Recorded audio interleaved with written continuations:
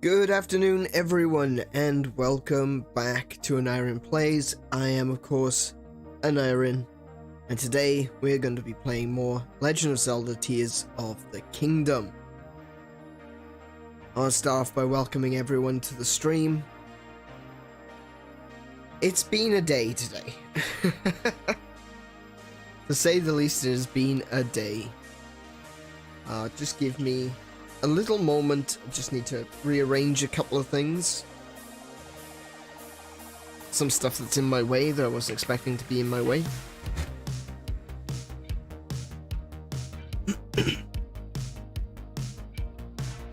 Alright. Well, I've been doing a bunch of stuff yesterday and a little bit today just to kind of reorganize the stream, make the stream a bit easier to use, a bit easier to play with a few things from my end. I've got my stream deck all set up, working properly now. For the most part it was working, but I had a few more buttons than I needed. The only button I really care about is the cough button, so I can mute my mic, have a bit of a cough, and then unmute it again. And the blackout button, that's something which I hadn't set up correctly. So when I go into my menus and things on the Switch itself, I can hit the blackout button to hide the screen. That's still just in kind of beta at the moment. It'll just literally black out the screen, but I do intend on changing that in the future to have something a bit more interesting to show up when I do hit the blackout button. I actually learned that from watching Tenma from Phase Connect. She was doing what was she playing? Oh, she was playing Stick of Truth and the Fractured But Whole. And obviously there's a lot of scenes in that where you're not really going to get away with it to be able to play it on stream on YouTube. There's a few scenes that I wouldn't say not safe for work, more like not safe for life. And of course, in order to be able to play games like that on YouTube, you need to have quick reflexes and a blackout button. So having a blackout button essentially was a good idea, something that I took from her to be able to go, right, okay, well, I'm gonna be safe. If I ever do play a game that's gonna be a little bit more on the raunchy side, that I can hit the blackout button and be done with it. I do want to play some anime games. Put massive inverted commas around that. In the future, and that may require the use of a blackout button. So yeah. The way I'd had it set up before was blackout was actually a scene. Now it's an effect, so I can turn the effect on and off. That means that I've actually cut down the number of active scenes that I use in any stream to just 5, which is actually really good, because it means that I'm not going to be stumbling around worrying about what button I need to press next to get to the right scene. I mean, they're all labeled, but even then it's going to be a lot easier to get used to 5 buttons than 7 or 8 buttons. And of course I've got the button that I showed off at the beginning in my very first stream, is that I can actually take my jacket off and put the jacket back on, and take the jacket off and put the jacket back on and take the jacket off. Actually, I think I'll go with jacket off for now. Yeah. So things have gotten a little bit more streamlined on this side of the world. On this side of the screen, I should say. And with that said, I think we should just jump straight into Tears of the Kingdom. I've been wanting to play Tears of the Kingdom. I played a a little bit of Tears of the Kingdom off stream on my personal account, just to see like what happens if I go in certain directions. And I haven't done much by way of the story. I have seen a few things that I really wish the first time was on stream, but yeah, I've gone in some directions to see how things work, and that's given me my idea for where I want to go today and the direction I want to move. Going into a stream like with something like Tears of the Kingdom, like Breath of the Wild, massive open world games, we need to go into it with something of an idea of where we're going, something of a plan to where we're going. And I think I have the best route right now. It's gonna take us through some cool stuff, it's gonna take us past some scary stuff, and we're gonna get started on the main plot. So with that, I'm just gonna say welcome everyone once again to Legend of Zelda Tears of the Kingdom, and we'll get straight on over to the game.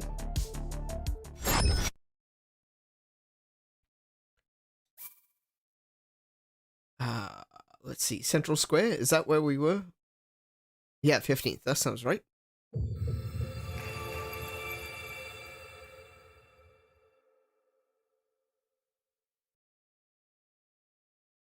So where we left off, we'd finished the starting island, we'd come down to Lookout Landing, and we were sent on a mission to go into Hyrule Castle. Before we did the shrine there, and we stopped here for the day on Monday. So let's get on into Hyrule Castle and see what's going on. Link! Is that really you? When did you get out of the castle? Oh, I'm so ashamed. I've been on watch duty here this whole time and I didn't see you at all. I've really got to get serious about my training. Captain Hawes doesn't know that you're back, does he, Link? You should report to him right away. He's on the gate tower at the top of the hill, past the lower gates. I'm sure the captain will be just as surprised to see you as I was. From what I've learned, get used to that. We've gone from Legend of the Full Inventory to Legend of Surprising People.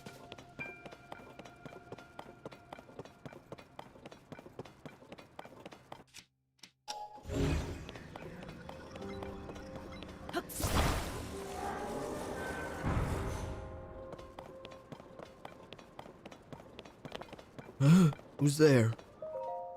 Hurry! This area is off limits while we conduct our search for Princess Zelda and Link. Dude. Eyes. Open them. You can't just come wandering in here like that. Link, it's you! I'm sorry, I had no idea you'd returned. Wait, if you're back, then does that mean we don't need the search party anymore? You should go talk to Captain Hawes. He's leading search efforts here from the first gatehouse up ahead. You'll find it at the very end of this road.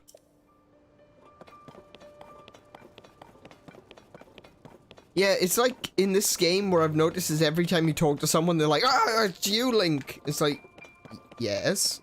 Yes, it is me.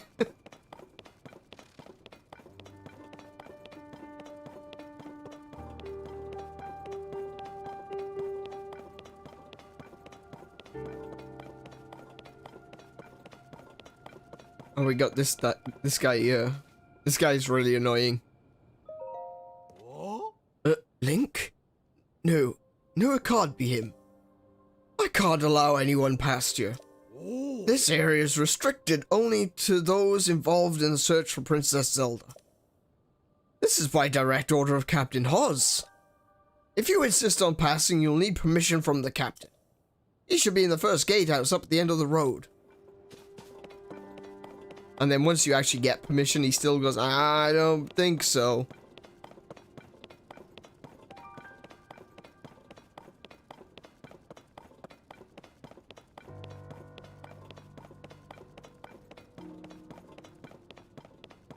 Here we go. Oh.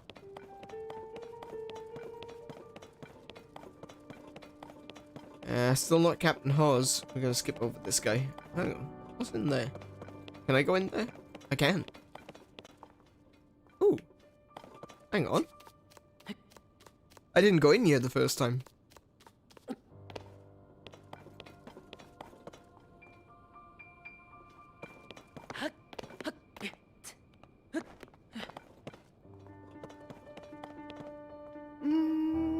Doesn't appear to be anything up here though.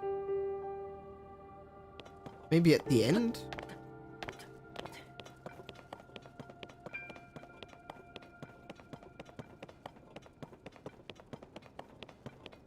Oh, hello.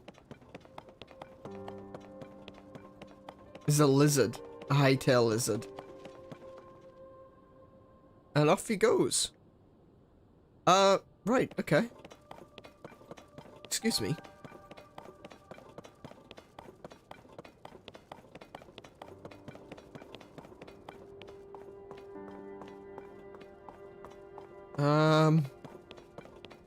Maybe something at the other end? I don't know.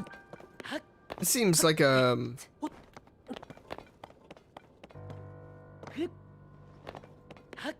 why is my...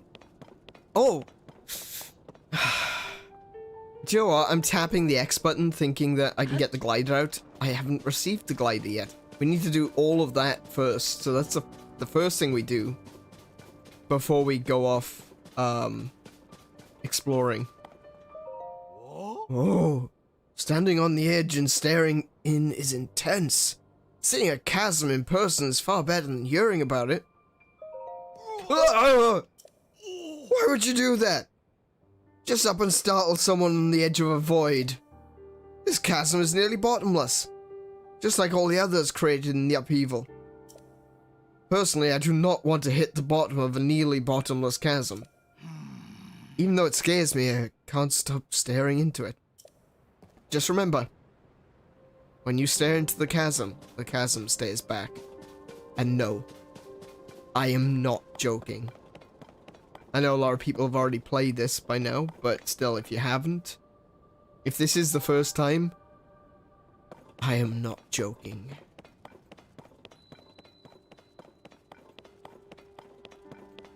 Alright, so this is the first gatehouse. Perpin. Perpin likes to make sure that all the weapons are standing up straight. If you don't get it, take a geometry class. Just like I thought, the weapons here have all decayed too. I wonder if there are any intact weapons left anywhere in the world. Hey, a new face. During the upheaval, all the weapons, swords, spears, claymores, you name it, suddenly decayed. I've explored many regions in search of weapons that might still be intact. I found none. At this point, I'd be surprised if there were any intact weapons left in Hyrule. They're also a real pain to repair, so the best thing to do is strengthen them. I do find it funny as a reason for why the fusion, you know, the excuse for why you have the fusion ability. It's like, oh yeah, all the weapons are busted. It's like, are they though? Why did this corruption not affect bows? How come all the arrows are fine? Hey Kay, welcome to the stream. How you doing? Soldier's broadsword, definitely. Wait, did that just say inventory full? Are we still playing The Legend of Full Inventory? I'm not a big fan of spears, but I forgot I could do that. And drop that one. Pick up Soldier's Spear as well. They'll be useful later. Another day, another dollar. How are you doing? I actually quite like spears. I think spears having... I like my shield. Let's put it that way. Because this game doesn't have a dodge roll, I prefer having a shield. So I don't really like the spears or the two-handed weapons as much. I mean, they're still good. Wow, yeah, I mean, yeah, the distance is definitely beneficial. But I really, really prefer the shield. So, Hoz is apparently on top of this thing. So, I need to take the short route to the top. Just straight up. Ooh, hang on. I'm not gonna get over those, greebles. Spider-Link. Spider-Link.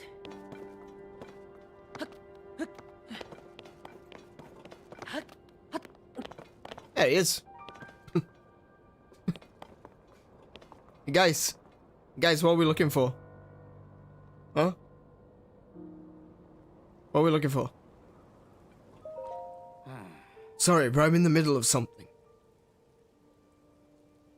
Huh? Link? Is that you? You're alive. And all in one piece, it looks like. Two, actually. Does that mean Princess Zelda is safe too? Or a relief? Huh? Hang on. You're alone? But you heard the Princess Zelda calling to you. And you're here to help with the search. I see. Maybe I don't... I'm a little confused, but that doesn't matter right now. What matters is continuing our search for Princess Zelda. Oh. I am relieved to see that you come up here and help us... Whoa. What is going on with my eyes right now? I am relieved to see you come up here and help us out, though. We need some good news. The sheer amount of gloom has gotten overwhelming. Our work carries on, but we've been a bit dead in the water. Oh? Captain! It's Princess Zelda!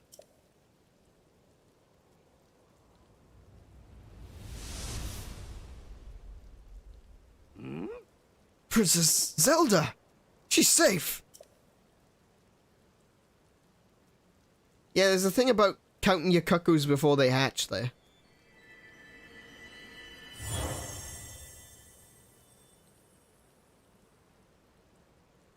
Huh? Wait, what? You saw that too, Link. You saw Princess Zelda turn into light and fly off, right?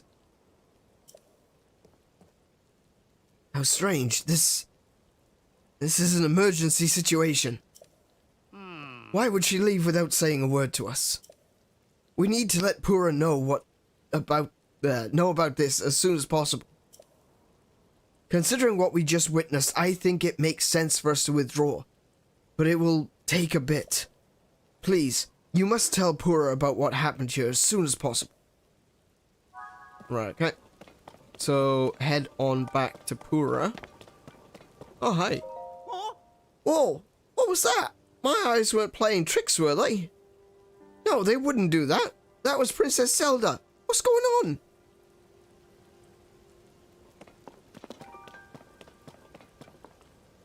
I do not know, guy with squeaky voice. I do not know. And that is not a safe fall. I'm gonna jump off over this side, I think. Which way is north? I'm facing north. I don't want to go north.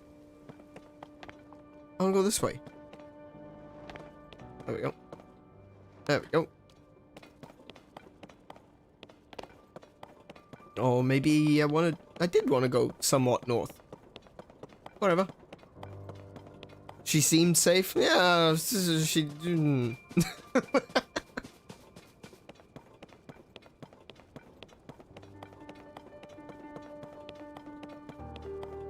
I suppose at that distance you wouldn't necessarily see the glazed look in her eyes.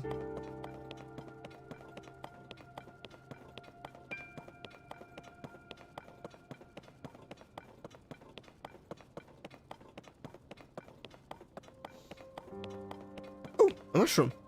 Hello. I'll take that. You have already been to see Hawes. This area is restricted to only those involved in the search for Princess Zelda. This is by direct order of Captain Hawes. If you insist on passing, you'll need permission from the captain. Ah, you've got to be kidding me. Princess Zelda flew off, did she? You're a funny one. But no matter how funny you think you are, you're not getting through. See?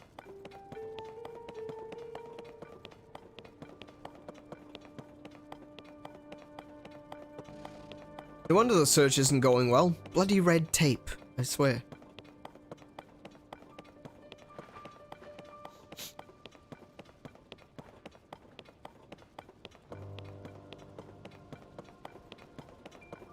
Hello.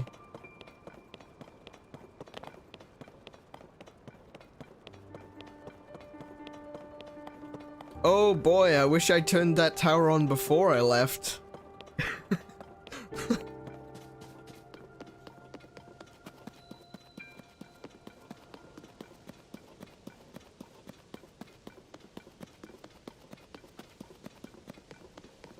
So how's everyone doing? How you still in work, okay? Or are you at home already?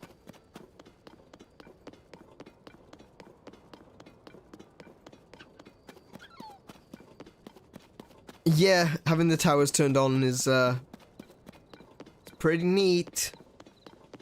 Oh, you're still at work? Oh, grief.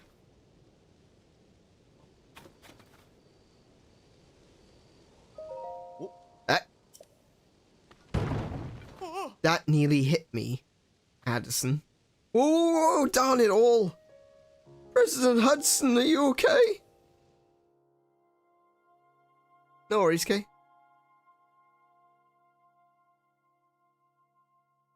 Oh no, what have I done? Alright. I'm sorry, President Hudson. I won't let you fall over again. That was unforgivable. It's all your fault. Startling me like that. See what I mean? Yes, I know it's just a sign, but I have a great respect for President Hudson. So I pin the blame on you. Unforgivable. You haven't heard about Mr. Hudson? He's the president of our construction company. He's the one appointed by the princess herself. She placed him in charge of putting those material caches everywhere, and how he's shouldering Hyrule's restoration. Of course, he is also the founder of the Hudson Construction. And besides all that... Sorry, what's all this? Hey, I'm right in the middle of President Hudson's epic tale of heroism. Well, fine. What was I doing before? I don't want the others getting jealous, so I have to spread this around. But Mr. Hudson gave me an extra special mission. And that's to put up these signs all over the place to let everyone know that Hudson Construction's a big deal. These aren't your ordinary signs, as you can clearly see.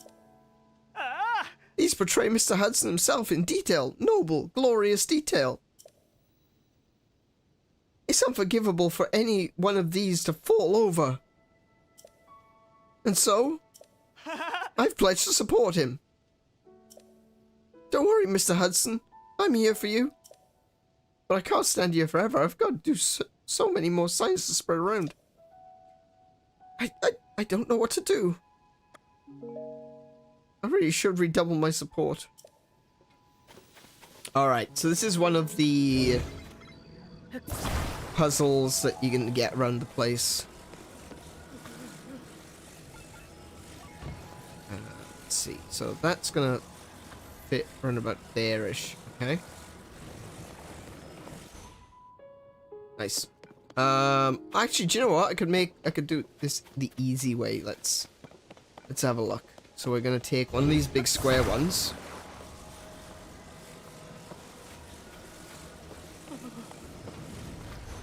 We're gonna take this post, put that right in the middle.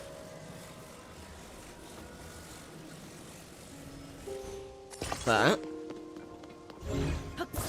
We're gonna push that post up against that one like this. Let's see if that holds it. Oh, a little bit more to the left just in case. Don't want to give it any opportunity to build up momentum. There we go. I feel a little bit bad that I've mostly been ignoring him. Oh, really?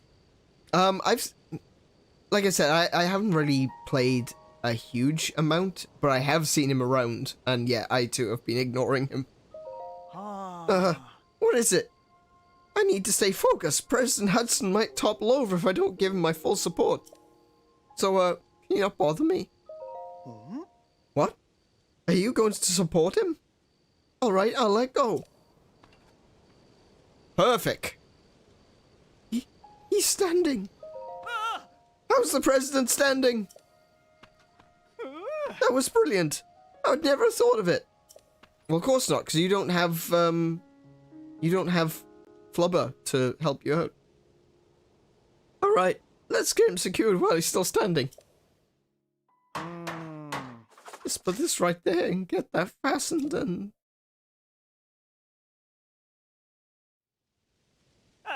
Perfect! Well, if you insist. With your help, President Hudson is now standing proudly and firmly in place. It fills my heart with joy to see him doing so well on his own. Take this with my thanks. Also, you must be hungry after all that work, right? Let me give you a little something I made myself. Rice balls. I still don't feel like I've thanked you enough. This is a little something from my premium collection. A special gift from me to you. A sleepover ticket. A lodging voucher for a regular, stable bed. A reward for collecting pony points. Spend it at a stable to get some rest and recover from fatigue of travel. Oh, well, that's useful. A free night stay. Whoa. Now I can go to other places and put up more signs. And with that, I'm off. It's a bit janky, but if it does the trick, yeah, I suppose. I've seen some of these sign puzzles though, and some of them are pretty, I wouldn't say difficult, but interesting, because of course it is using the physics engine of the game, and you're looking at some of them and going, well, how the bloody hell am I supposed to prop that up when there's like a cliff next to it? So they beat... That rock just came down. So it's pretty interesting. I'm curious. Wait, hold on. Can I build houses? Is this a thing? Is this a thing I can actually do?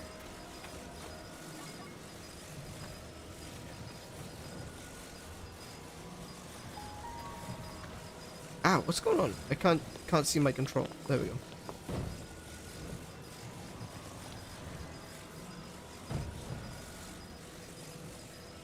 No, it wouldn't let me attach it, look.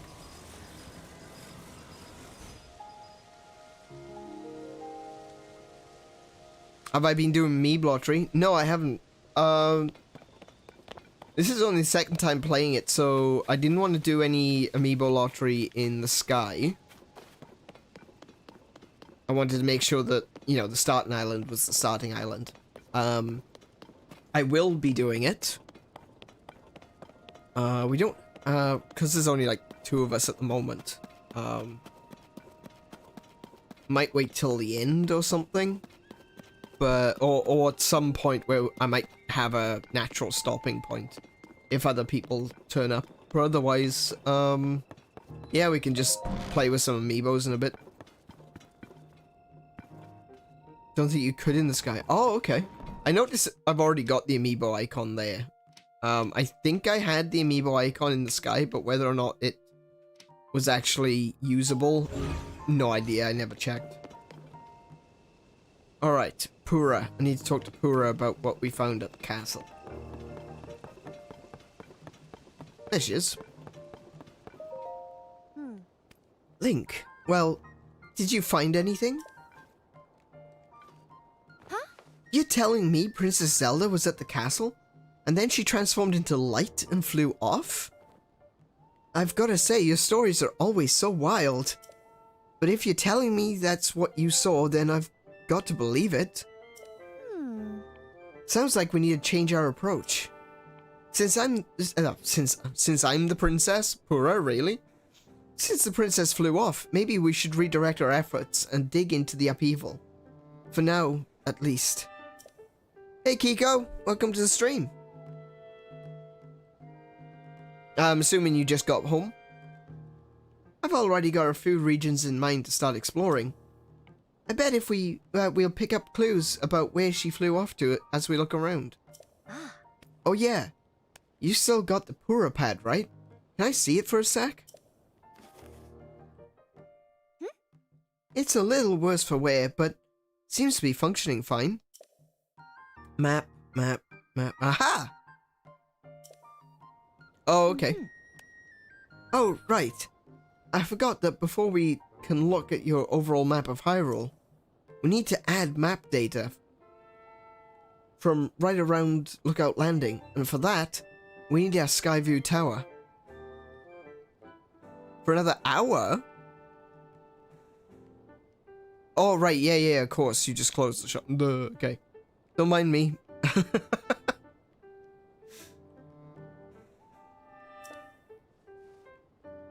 Josha, what's the status of the Skyview Tower right now?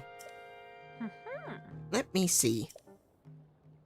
I don't know what to do for her voice. I don't think I've heard her voice.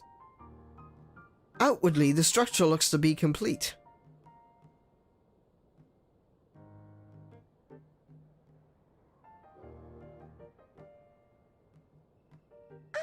Oh, but the travel point is still undergoing final adjustments. The travel point needs tweaking. Sounds like I better get cracking. Sorry about this, Linky. I'll fix it up quick, so just hang tight. In the meantime, why don't you rest up? You must be pretty tired. The emergency shelter is just the spot for you. It has 3 beds and a kitchen, so it's well stocked for getting some rest and rejuvenating yourself. If you want more info, talk to the soldier who's watching over everything from the center, right where the emergency shelter entrance is. You'd voice Pura like a Valley Girl? If you need clothing... No, I don't think so. Ah, no, see, I don't see it. She's definitely got that sort of, high-spirited attitude, but I don't think she's quite Valley Girl. If you need clothing for your travels... No. Like, guy? No. You should go to Mub's shop. I'll be over at our Skyview Tower, so when you're ready to head out, just let me know. Yeah. Alright, Josha. Let's work on our final preparations for the tower. I'll handle the travel point. Check it. Check it! She sounds more... She doesn't sound Valley, but she definitely still sounds California. Beetle isn't actually George Harrison. No, okay, fair enough. But neither am I. Josha, you're in charge of the Switch. No, I'm in charge of the Switch.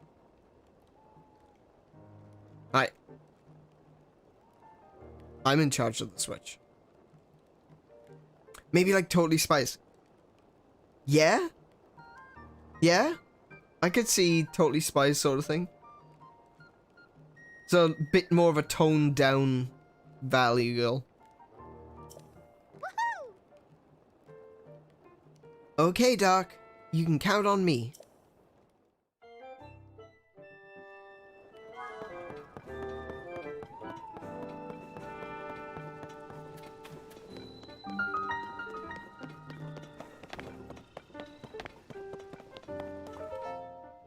Oh, glad to have you back, Link.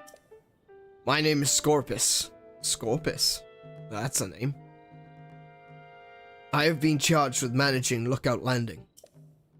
If you have any questions about the place, any at all, come right to me. I will answer as best I can. Now please, allow me to open the emergency shelter. This is really cool. It's like, I have referred to Breath of the Wild in the past as Legend of Zelda Fallout Edition. And I think I've seen a few people calling it Legend of Zelda Fallout Edition. And now we have a vault. Hey, it's me. Open up.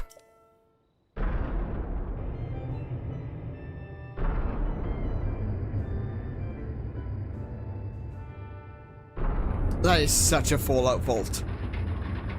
Hyrule Vault 101. Yeah. This underground vault used to be an emergency shelter for the royal family. Now we're making constant use of it. Feel free to make yourself at home in our vault. Use any equipment you want.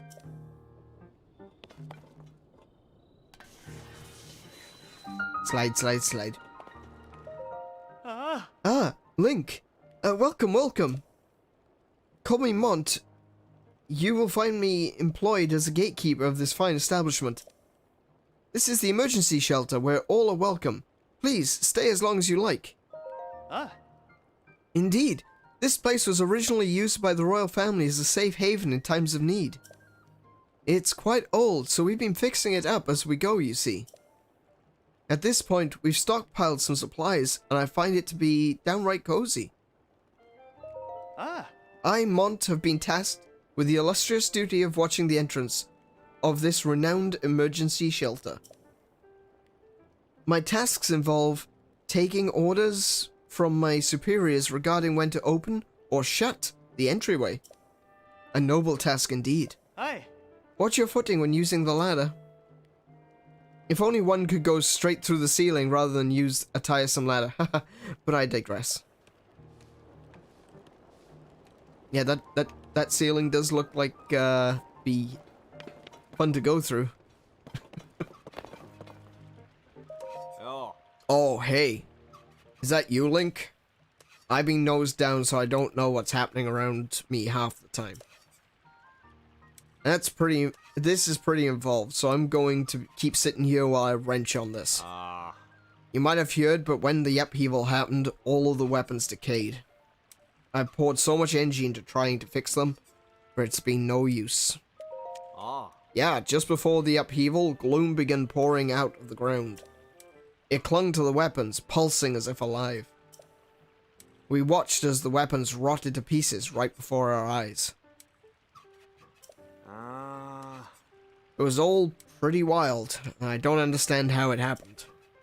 At the time when Hyrule Castle can float, I've given up trying to make sense of most things. Oh, yeah. In case nobody has mentioned yet, you're welcome to the weapons over there. Oh yeah, that's right. Though they probably won't be much use to you since they, you guessed it, decayed. Alright, so that's a Traveler's Sword.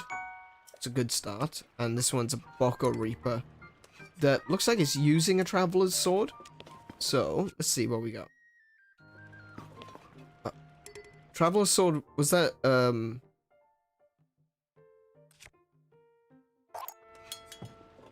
Traveler's Sword is a 5. Yeah. Okay, so Traveler's Sword is a 5, but unlike the Rusted Sword, it has better durability.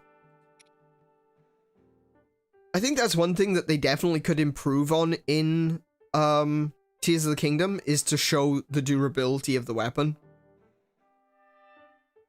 It's really frustrating that you just kind of have to guess. I know that, like, I know the general order of durability. Rusty 1 is the most easily broken. Then it's Traveler, then Soldier, then Knight, then Royal. And they, you know, scale up with the amount of damage dealt as well. But the fact that it doesn't actually have a durability bar to see how close it is to breaking,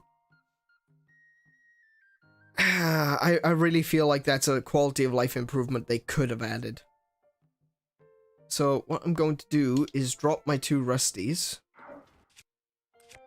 So I'm not going to need those. And I'm going to pick up the Boko Reaper. Let's have a look. Where was it? Traveler Sword and a Bokoblin Horn. There we go. Cool. And I'm also... So I've got 2 of these here, so I think I'll stick with just those for now.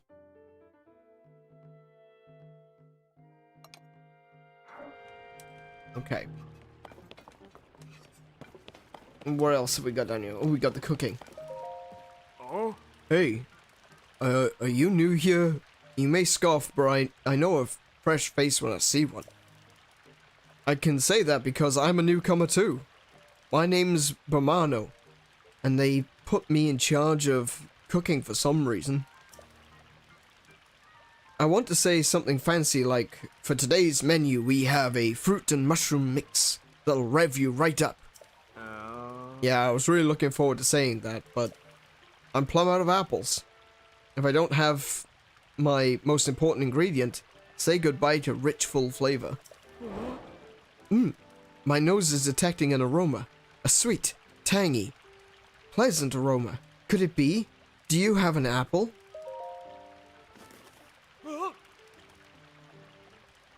Wow, you're really generous. I'm giving you first crack at some grub. Hold on a sec.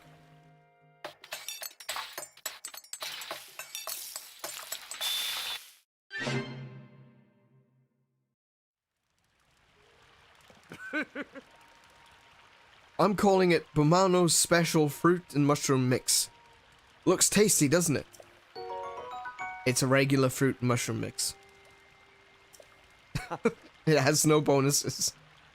I like to make a big deal out of it, but anyone can make it. All you need is an apple and a mushroom in a pot. You should try making some.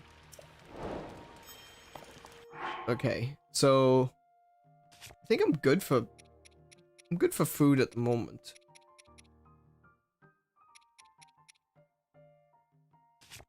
But I do have... Okay. Ah, no. Oh. Darn it. Okay. 2 mushrooms, 3 apples.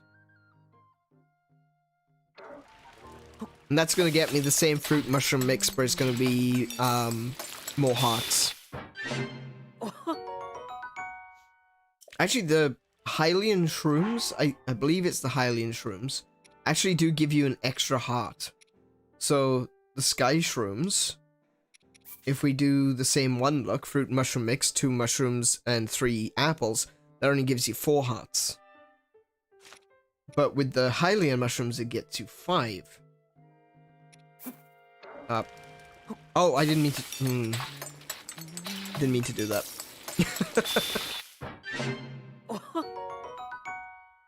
Sorry, I've not been paying attention to chat, but yeah.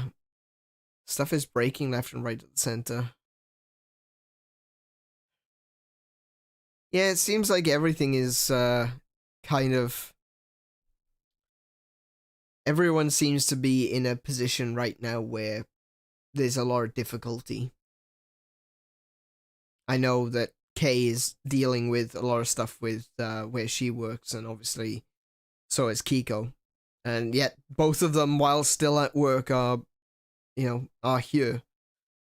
So I really appreciate that. I really appreciate the support that that Kiko and Kay have both been showing to me as I start on this journey into streaming. Or I should say, on this journey back into streaming. What if I cook apples and mushrooms in real life? It'll give me extra hearts. if you cooked if you cook apples and mushrooms in real life and they give you extra hearts, that is something you really need to see a doctor about.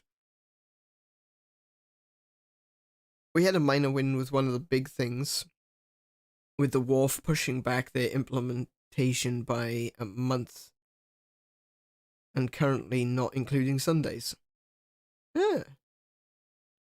Well, if you guys enjoy being here and it makes your shifts easier, it makes you happy to be here, I'm happy to be streaming. I don't know what to say, but I mean it. I really do mean it. Thank you guys for being here. Yeah, I'm not having the best day myself, but gotta be honest. I've been on medication for depression and sleeplessness. Sleeplessness being a big one. Last night, medication really kicked my ass. I fell asleep just after midnight, and I didn't wake up until midday. So I slept a full 12 hours. And then I sent a tweet out, and immediately fell asleep again for another hour.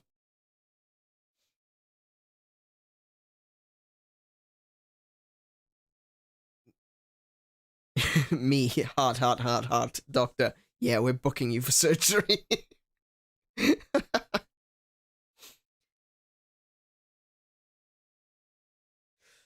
But yeah, you know, it's one of those things. It's a process, you know? I'm not taking medication because I think it's going to fix me. I'm taking medication because I think it's going to lead me to a place where I can fix myself, you know? I don't want to be entirely reliant on it, and I don't want to I also don't want it to be kicking my ass like that. So I'm, you know, it's something that keeps you going until you can run on your own, you know?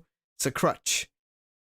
And hopefully we'll, you know, it'll all get better. And hey, I'm feeling a lot better since just streaming again, because let's face it, streaming again has given me a sense of I can do something, and I feel like I'm not just sitting around at home wasting time or wasting my life, you know? And on one hand, I could be sitting here playing video games by myself, or I could be doing something constructive with it and playing games with all you guys, and that's what I've decided to do. I feel like that's definitely a step in the right direction.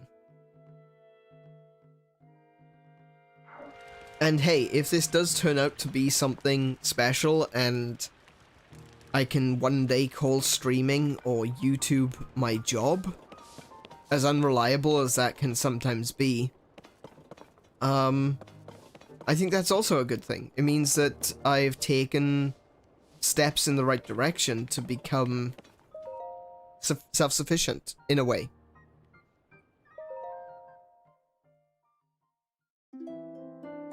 Oh yeah, Kay, streaming has been helping a lot.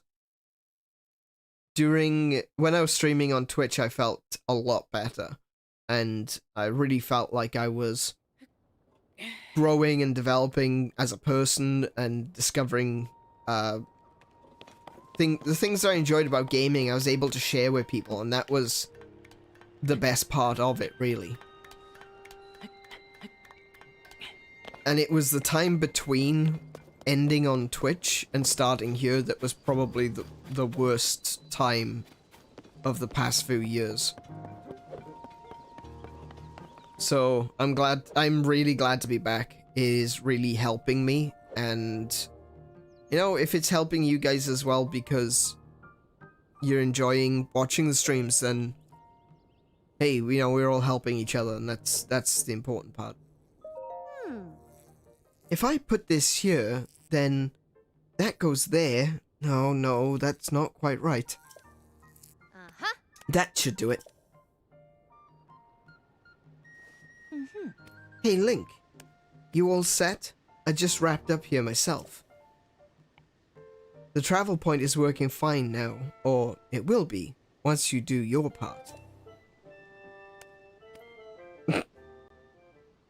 Hey! Hey! We're ready, Josha. Pull the switch. Hey!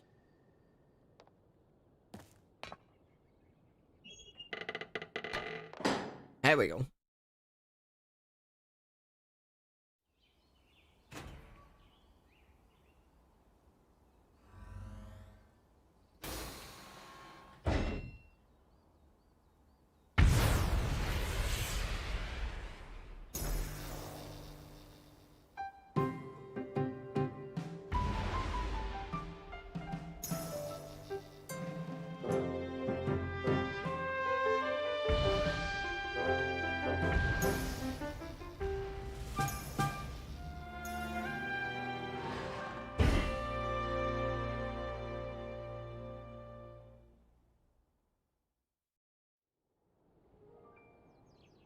Oh! All of the Skyview towers have now been activated. The fires are lit. Gondor calls for aid.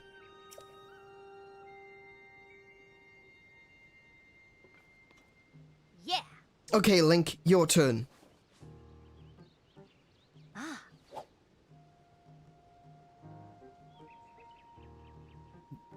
Go hold the Pura pad over that terminal. Sorry, I got completely distracted there for a second. Yeah, it's quite clear that they're using Sheikah technology.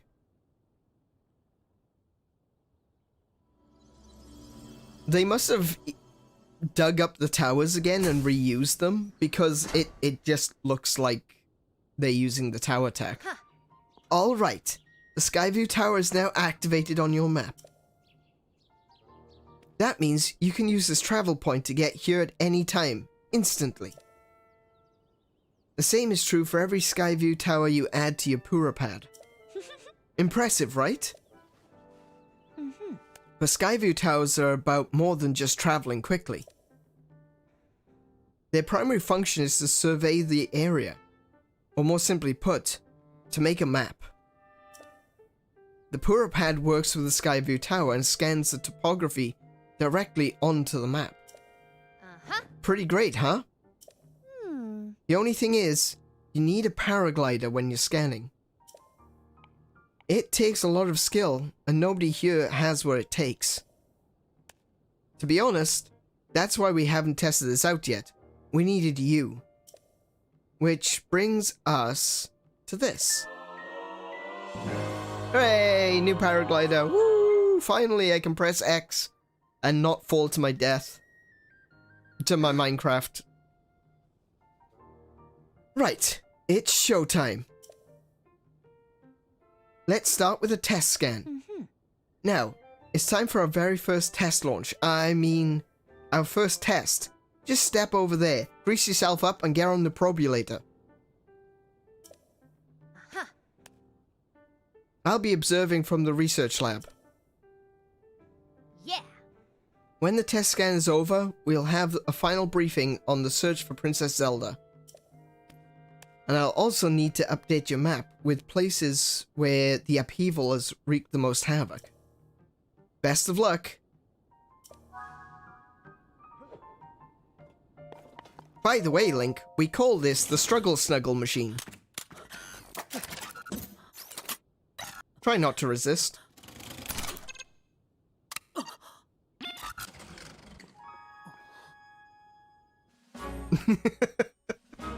Yeah, I do love it. It's so cool.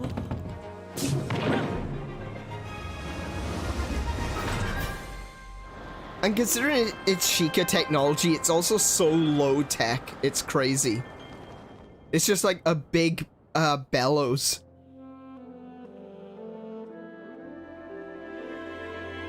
It's so beautiful though. Hey Mary, welcome to the stream. How you doing?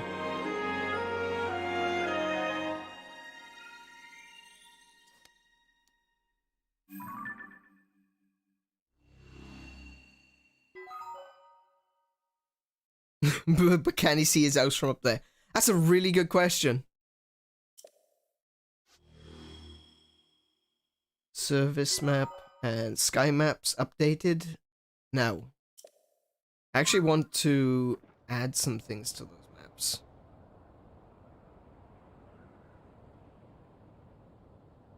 There we go. I was wondering when I was going to get control back. Okay. So,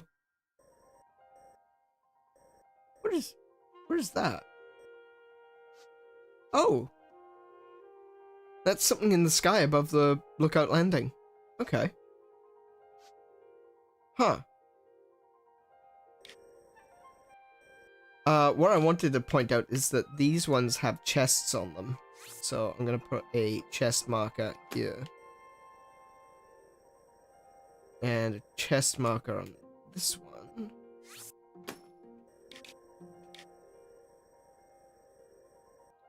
And this one.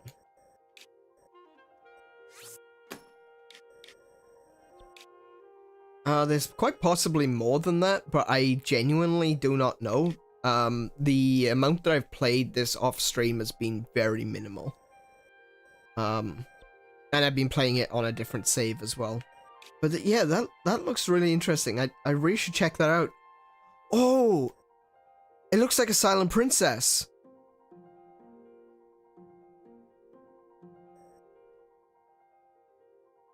That's very interesting. Okay, I want to check that out. Hang on.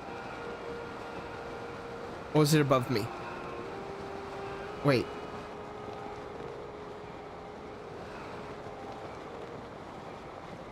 Wait, where is it?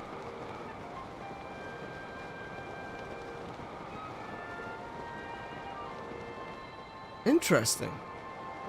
Wait, Central Hyrule Sky Archipelago. Yeah, but I don't see the shape though.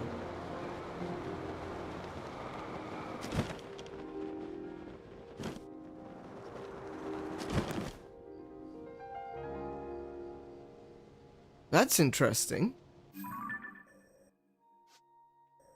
I mean, it's definitely there on the map. Maybe it's even higher?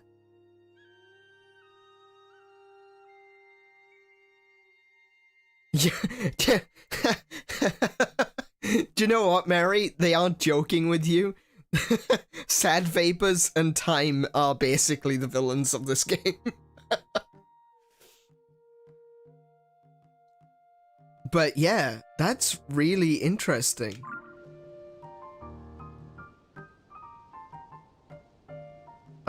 So far we have 2. And I know there's a 3rd, but I'm not gonna do any spoilers just in case there's anyone watching this rather than playing it. Go play it, but still. Sad vapors also eat weapons. So you have to make new weapons. Using stuff that isn't weapons, so that you can make new weapons. It's all very complicated.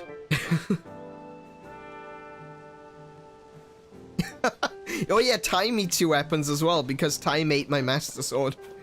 Actually, both Sad Vapors and Time ate the Master Sword. Right. Okay. So, we did that. We've got the Pura pad. We've got... Oh, I need to talk to Pura again, don't I? Because she'll then tell me to go talk to Robbie and send me on the first major quests. Welcome back. That was some good gliding up there, Link. I expected nothing less. So, how did it go? Did you get a proper map scan? Good. That map is crucial to our search. There are Skyview towers in every region in the world. You'll want to make a point of visiting them all. Yes. Right. Let's talk about the upheaval. It's affected more than just the castle. Reports of other strange phenomena have been coming in from all over Hyrule. Let's take a look at your map.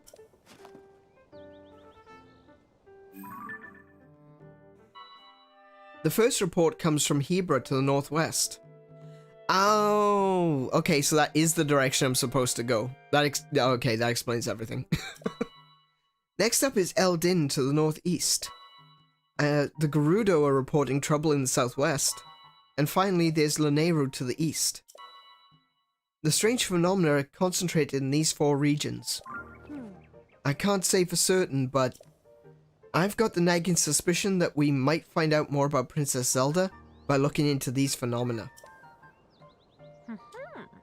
Hey Doc, I don't know if this is helpful, but I heard something weird the other day.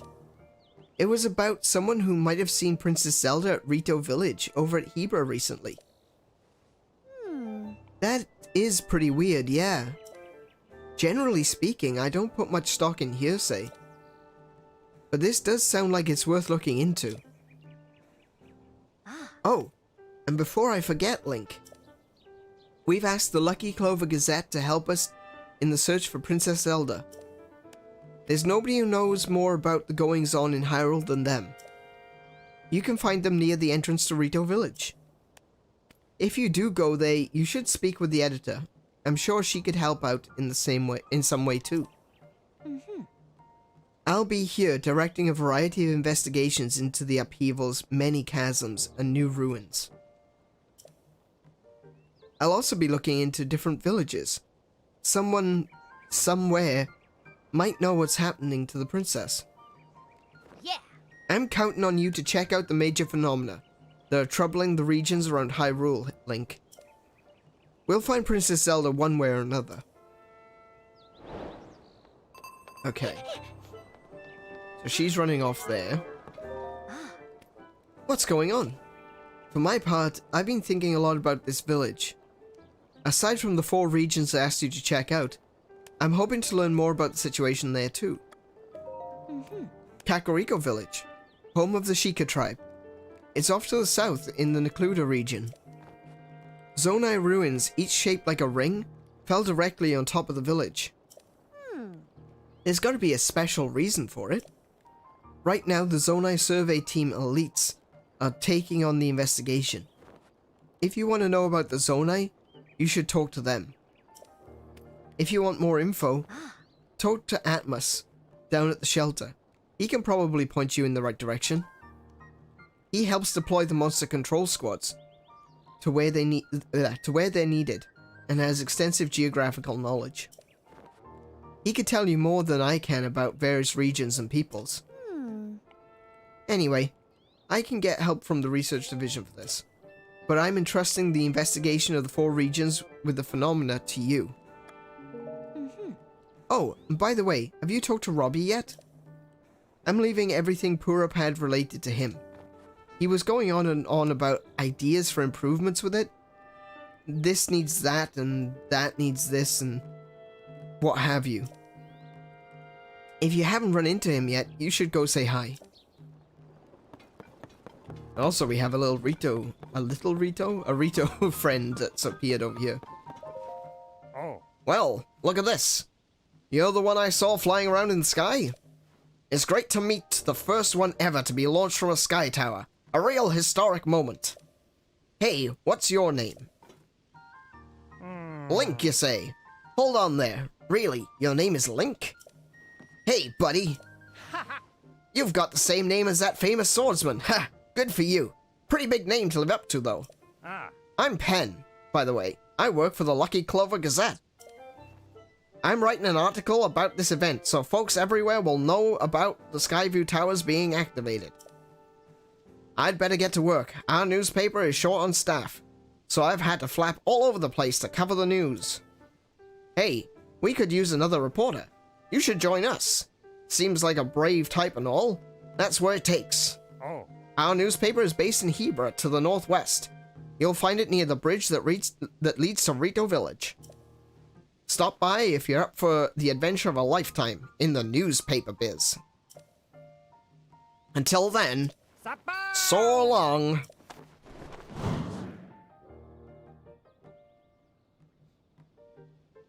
I love this. Oh, you like the news voice? Maybe this is Aneurin's real voice. Hey, Charming, welcome. Well, I can't tell you that it's not my real voice, because what is a real voice after all?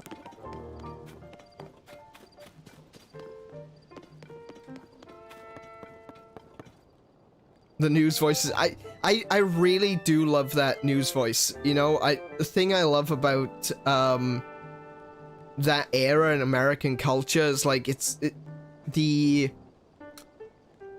American accent back in like between the 2010s, sorry, the 2010s, the 1910s through to like the 50s. That quintessential American newsreader accent, the city accent. I love it. I absolutely love it. Ah, what a pleasant morning. Oh, it's you.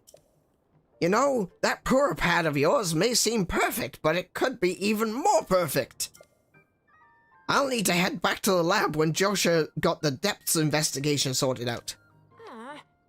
Come on, Goggles. Are you even listening to me? Oh, yes. Sorry, you were saying? I was saying that I want to go investigate the depths. Look, if you're not going to listen to me, I'm gonna go jump into a chasm myself. No way, no how. You can't do that. The depths are far too vast for you to explore on your own, and we've only barely begun to look into them. I'd love to go gallivanting around down there too. Who knows what wonders are at the bottom of those chasms? But no matter how wondrous they may be, it's far too dangerous for you. I'm not about to allow our young prodigy to go wandering around somewhere unknown. So foul. If anything were to happen to Pora's favorite student, it'll be the end for me. The end! But I need more on that figure. If we have more info on it, then it should help us better understand the depths. Oh, swordsman. Sorry, I didn't mean to leave you out of the conversation. There she is. That smile, though. Oh my goodness. Let me get you up to speed. Our survey team brought back some artifacts from a journey into the depths. One of them caught my eye.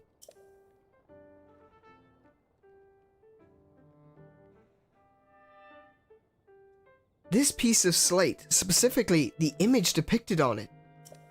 See that figure standing on two legs with one arm raised up? Well, I have a theory. I think it could be evidence that a mysterious people once lived in the depths. That's where I want to... that's why I want to go down there. So I can see if there are any more depictions like this one. I want to see for myself. But Goggles here says it's too dangerous, and he won't let me go. Joshua, come now.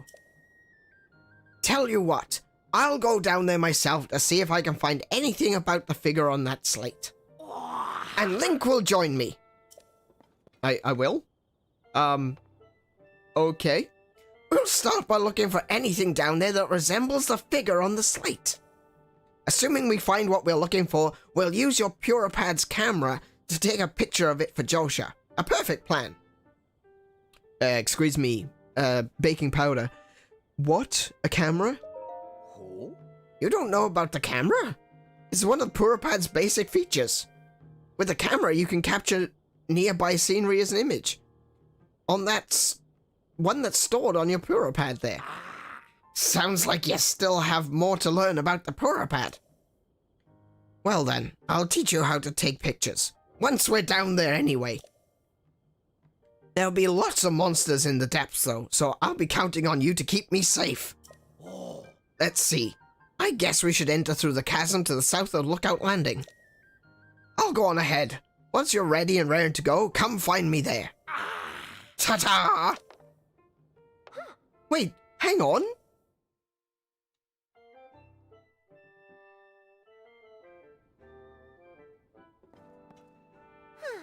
Looks like he's gone.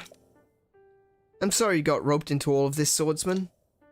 Goggles means well, but when he wants to help me, he leaps before he looks. Yeah. But here, maybe this'll help you out at least. Oh yeah, bright bloom seeds. Those are going to definitely be required. Oh, and take this too.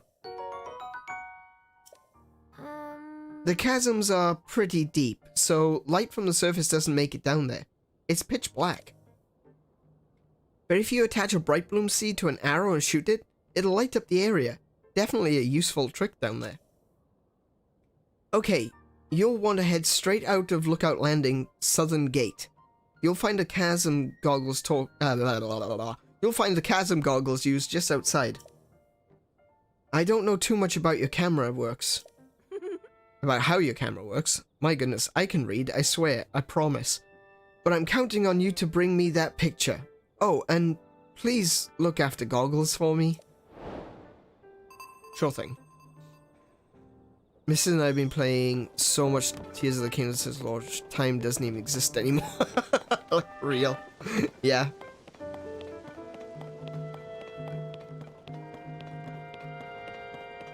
Oh, absolutely. Yeah, I was expecting you guys to be, like, really raring to go on this one. And so was I, but, I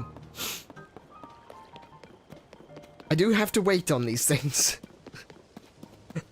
I play games to a schedule now.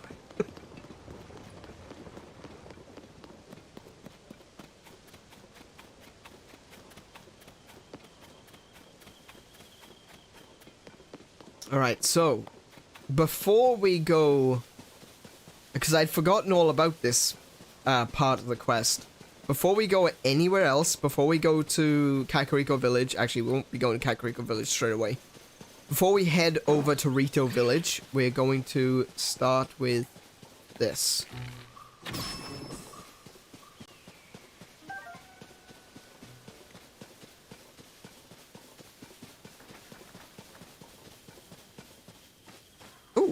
Oh, I like these.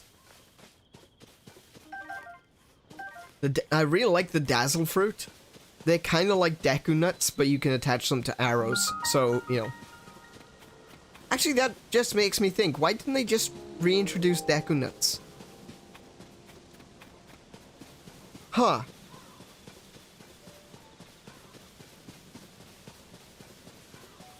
Interesting. So, when you're doing Robbie's quest, we're going to do Robbie's quest right now. This is the one we're going to do first. We'll do Robbie's quest to the depths.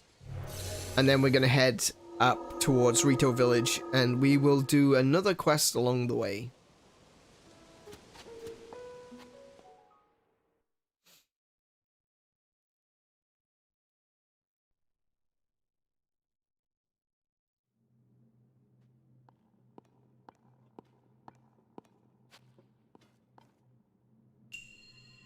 Shape rotation. Oh, I remember this one.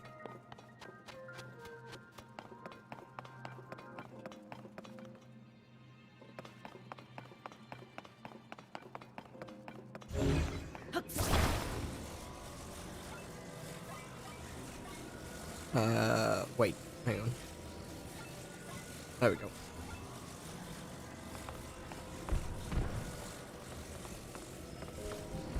Hang on. I can get it in. There we go. Easy.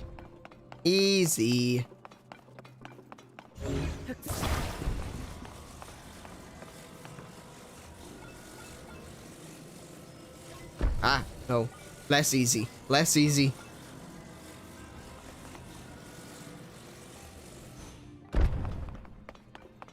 Also, I don't really want to, KO myself with the criminy. I don't want to KO myself with the solution to the puzzle. Climb, Link. There we go. Easy.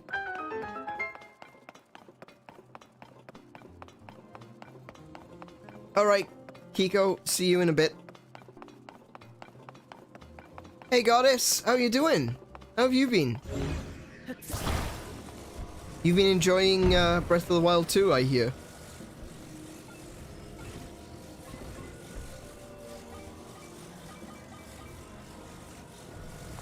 Breath of the Wild 2. Oh my goodness, I said Breath of the Wild 2, didn't I?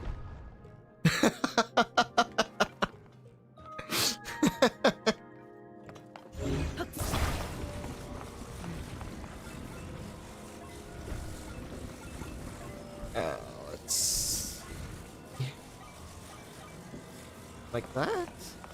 No? Like that? Like that. That looks about right.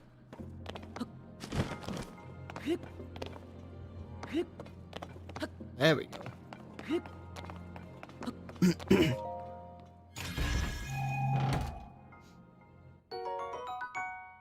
Nice.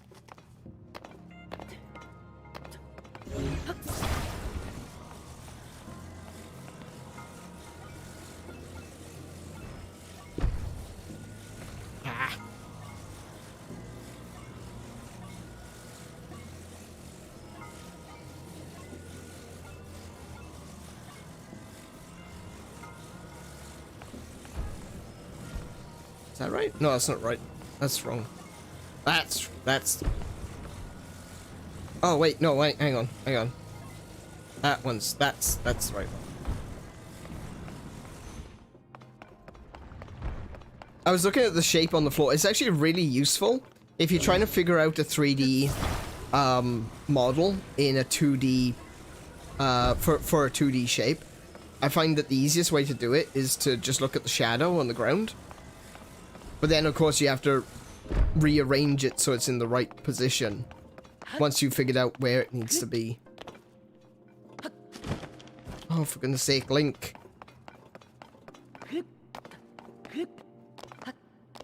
Just grab the edge. My boy. Seriously.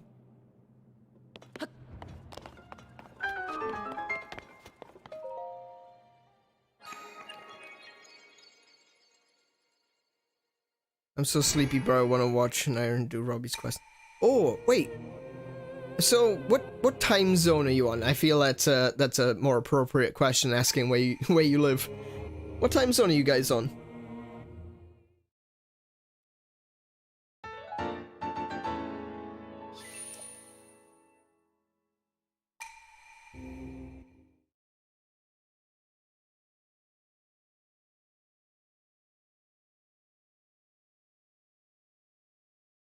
You live on the moon. Alright, fair enough. Oh,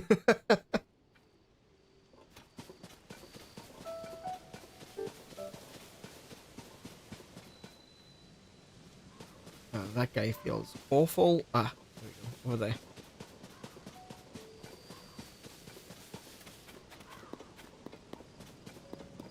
It's 2:20 AM? Oh my goodness. Okay. Oh! Oh! Hey! What's the big idea? You can't just walk up behind someone who's standing on the edge of a chasm? I mean... I can. My colleague who works with me on the Zonai survey team is down there. What would happen if I slipped and fell on him, huh? Like, I appreciate that he's looking out for others rather than himself, but, personally I'd be more worried about what would happen when I hit the floor. Oh? Don't startle me again. I'm deep in my investigation work at the moment. Alright. So, Robbie is down there.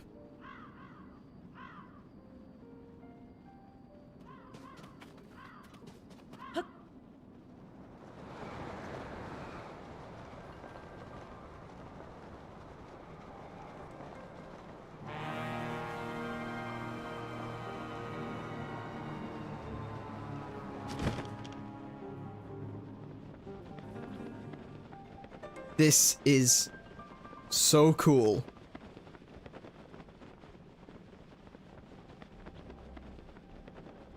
Because this is only hinted at in other games, but it has been referenced. It does exist. Welcome to the depths, aka the underworld.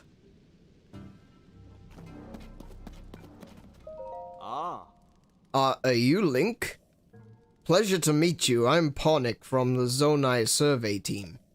Robbie told me to guide you to him once you'd arrived. But he rushed along with such haste that I didn't bring enough bright bloom seeds, and now I've run out. So, I lost sight of him. Oh.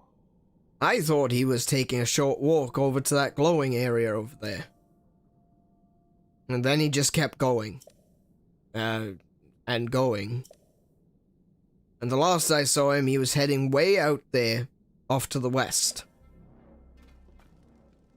Do you have any bright bloom seeds with you? Ah. Oh, that's great news. Light from the surface doesn't reach down here, as you might have noticed. You'd be risking your life to wander here without a light source, you know.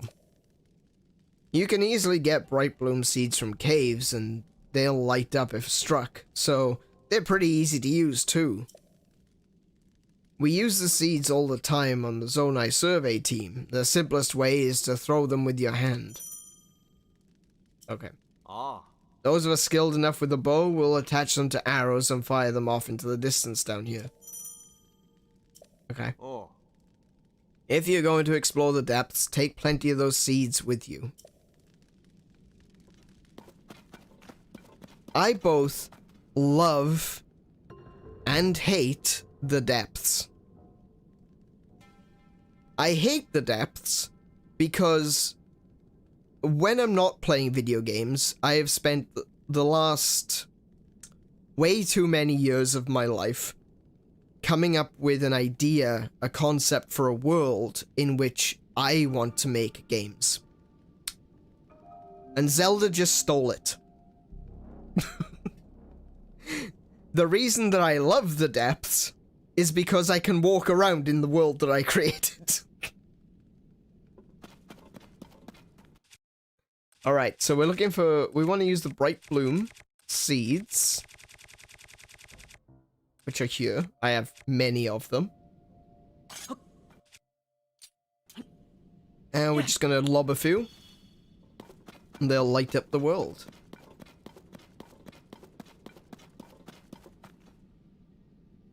Look at this place. It is so cool. When I first came down here, my breathing got shallow, my heart started beating really fast. I can understand that. When I first went into the depths, I didn't do the Robbie quest. I was at Kakariko Village and I saw a certain big beastie diving into one. And I was like, oh, well, I guess I'll follow you then. And jumped in after her. Still scared. It is...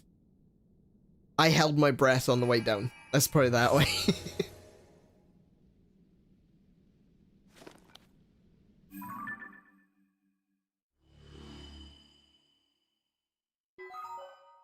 The light route dispelled the darkness and brightened the surrounding area.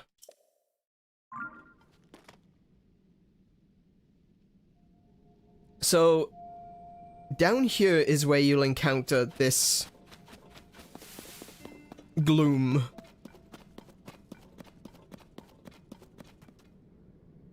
Which is essentially Malice with a new name.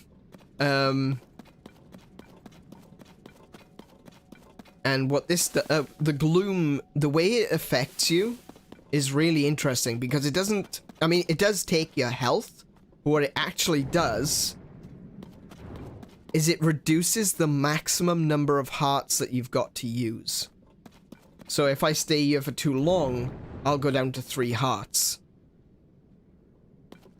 Thankfully, though, these areas here will restore those hearts. It's kind of like a death penalty. It's so good. But obviously it's not a death penalty. But like a lot of games, Guild Wars, for example, uses a death penalty.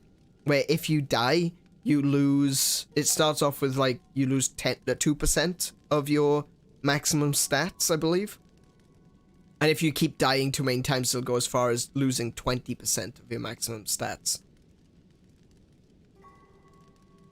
And that'll be restored the next time you go to a city. It's kind of like that in a way, where you lose your maximum stats until you can return to what is essentially the depths versions of a shrine. So it's really cool. I really like the concept. I wish I'd thought of it myself. It's really dark down here. not one bit of light gets from the surface. Even with my goggles, I can hardly see. I really should have brought some bright bloom seeds with me. As one of the few sources of light, the glowing root growing down from above has piqued my curiosity. I'm not sure what it is, but it looks harmless enough. This place is roughly under the shrine on the surface. Anyway, I'm off to the glowing root to see I see shining west of here. So you better hurry up and get moving. Okay. Oh yeah. Right, okay. So he saw this glowing root and he decided to go to find another one. The other benefit of coming down here is that some of the resources that you can find down here are really cool. Like, I've already said about how I love the return of the bomb flowers. Well, you can find them down here in abundance. Oh, okay. I forgot all about this. I wanted to do a thing. Hang on a minute. Hang on. Before we go any further, I've got a thing to show you. This is really cool. Right? The deep fireflies are actually a reference to something in real life. Okay? Just quickly Googling.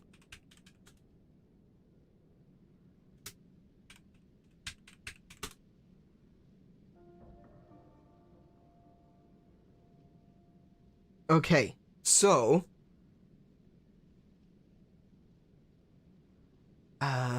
that's not a particularly good picture. 1 second. So some of you may be aware of this. If not, you're about to learn something really cool.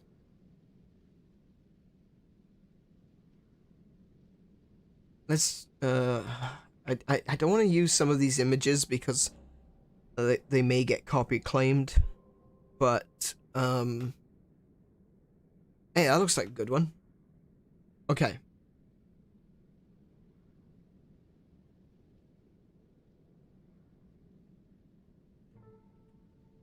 Oh, I can't just copy and paste it, unfortunately. Hang on a minute. Oh, that's a terrible picture. Okay. Oh, perfect. That's a great picture. I like that one. Save image.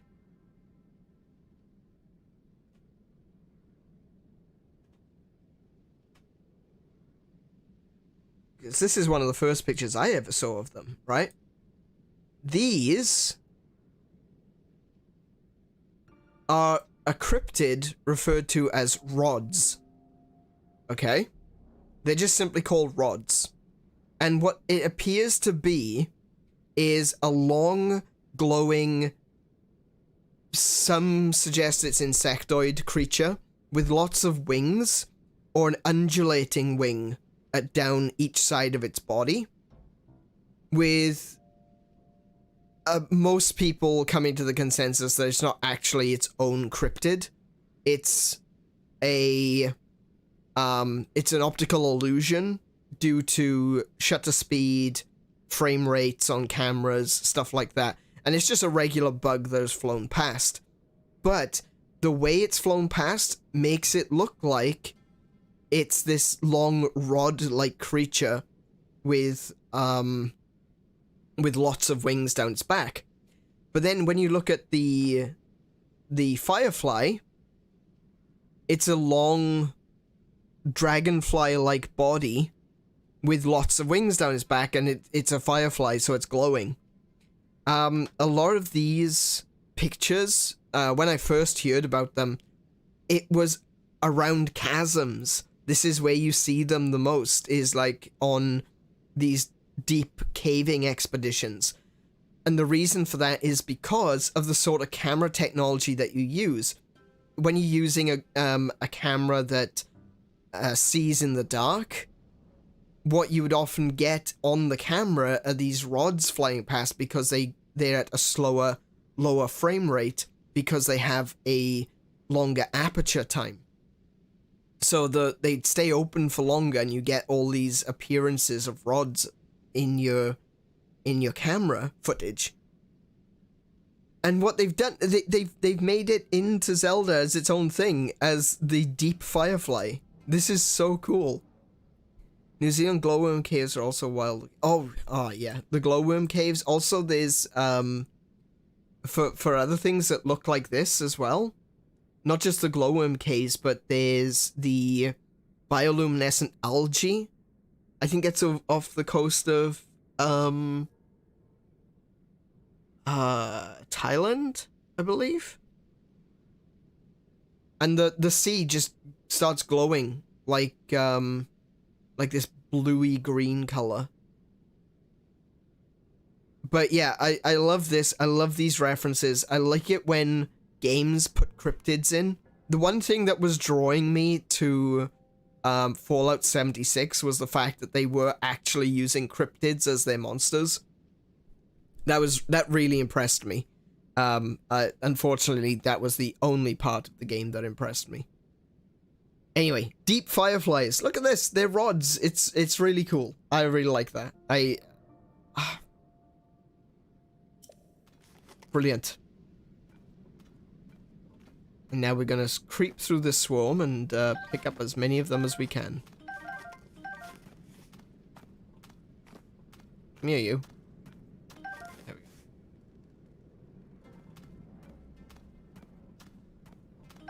I actually don't know what they can be used for. I imagine,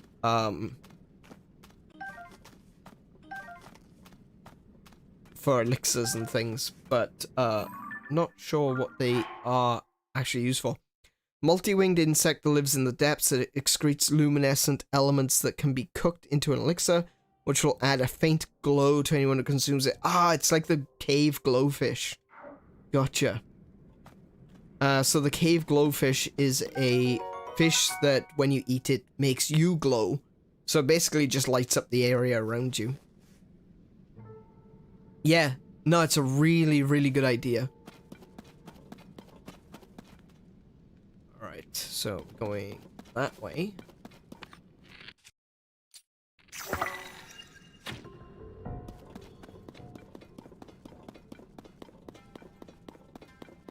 I just want to keep an eye out because there are things I want to collect down here. Specifically, like I said, the bomb flowers. There's some bomb flowers. Very cool.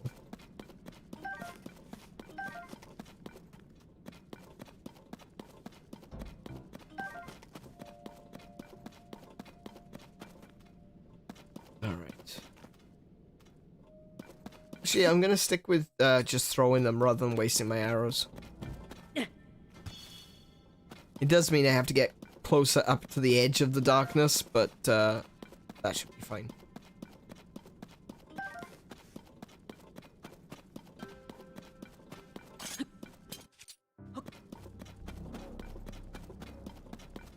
Oh, hello.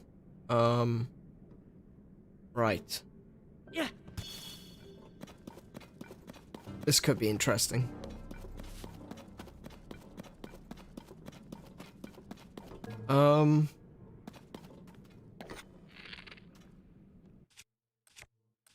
Let's see.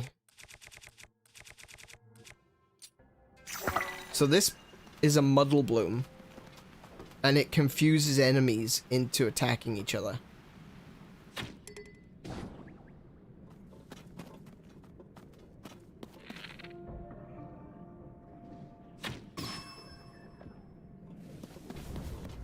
And you see these enemies, they are also coated in the gloom. So just like,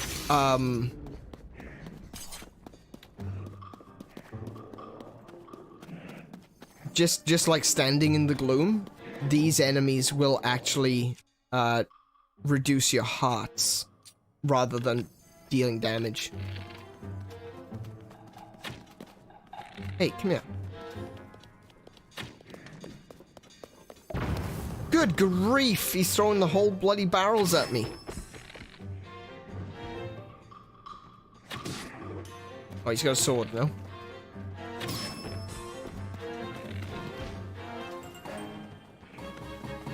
Come on, turn around.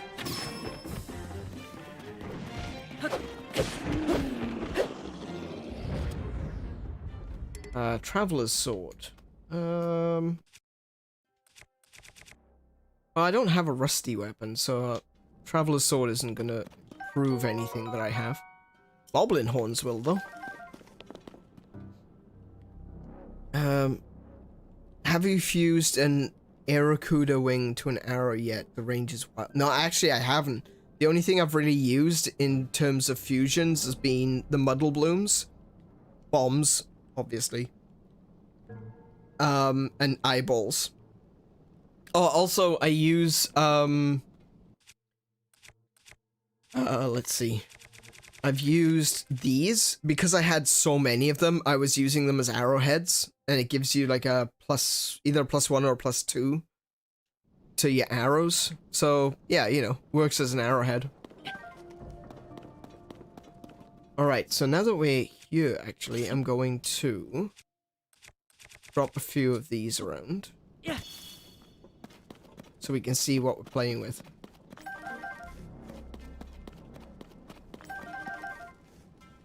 A Bokobo.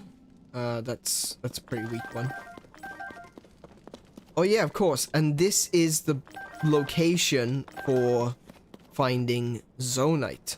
Now, if you remember in the last stream, we were told by the constructs that Zonaite can be found in the deepest depths of the world below. Well, that's where we are now. That is exactly where we are now.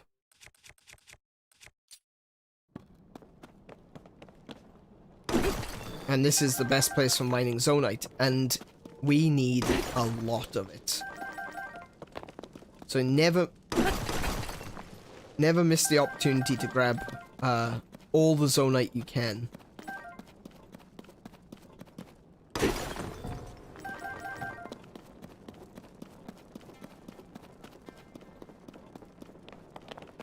But of course, it's never going to be that easy, and that's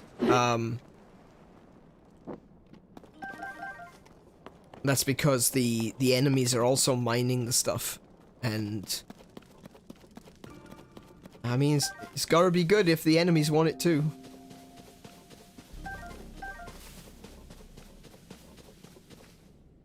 Oh, there's something glowing over there, but it's in the middle of the...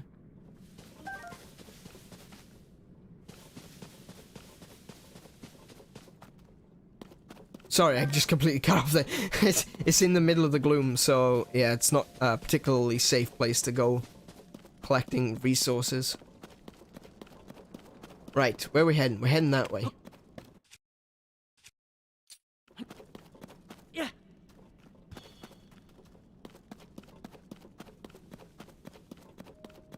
Are you keeping your personal playthrough a few steps ahead of your stream playthroughs? Actually, no. The personal playthrough, I probably won't play any more of it now.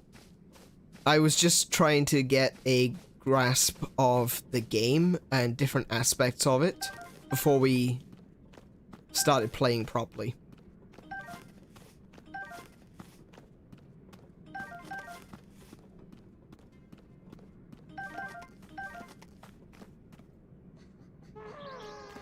Oh, Prime Knee saw me.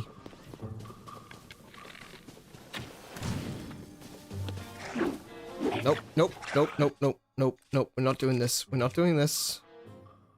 That's what I'm using. Ow!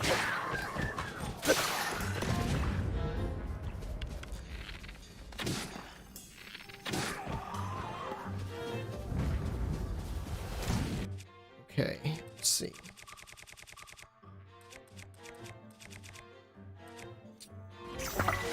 You can play that game.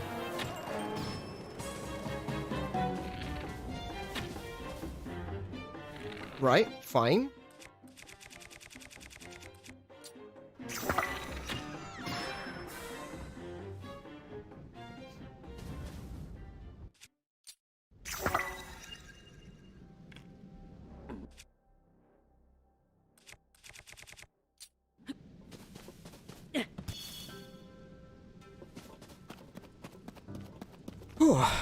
Alright, well, I wasn't expecting that to be there. I didn't realize that there was another mining operation so close by. Caught me off guard. Okay, let's pick up all this stuff. Oh, it's a lot of zonite. Cool. What did I lose in that? I definitely broke something. Oh, I broke one of my Captain 1 Reapers. That's fine. That's all good. I'm gonna have better items very soon.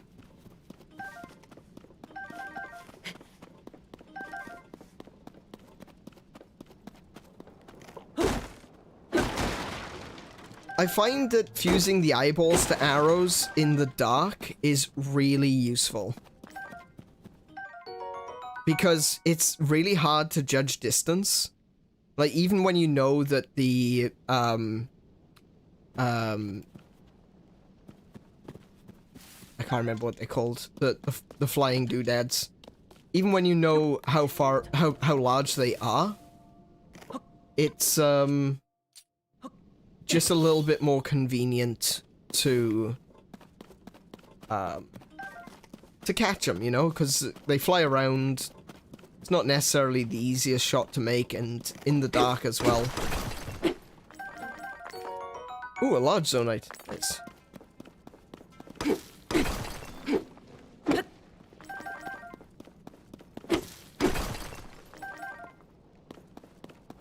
Let's see.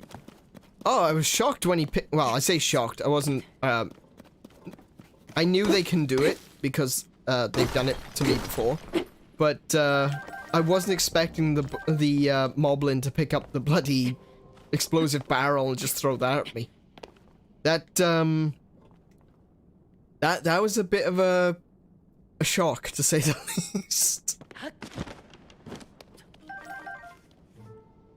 Nice. Okay. Any more zonite? Any more zonite? I think that's everything.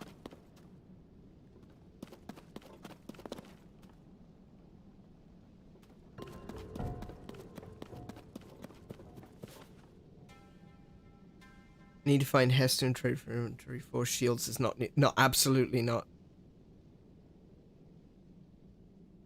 Alright, emails on 67 unread. Wow, okay. I think it's time for me to head home. Hop in if I can later, don't... Alrighty, Kate. You have a great rest of your day. Get home, get home safe. Settle down, chill out, and maybe we'll catch you later. If not... Well, like I said, have a good rest of your day. And welcome, PNC. Welcome back. How you doing?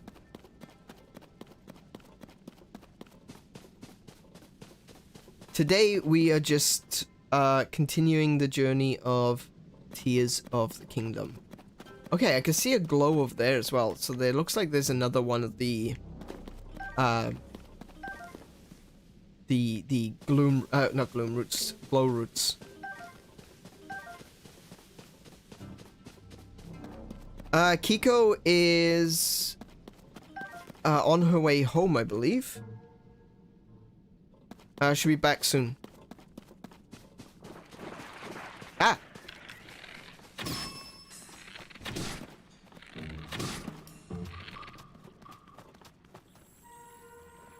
I don't want them to get close to me, but at the same time, wow, these ones are a bit more intelligent.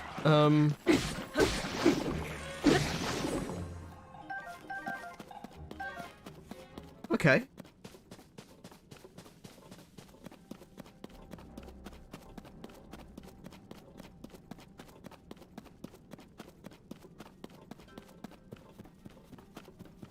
It is not a good idea to be running through the dark like this.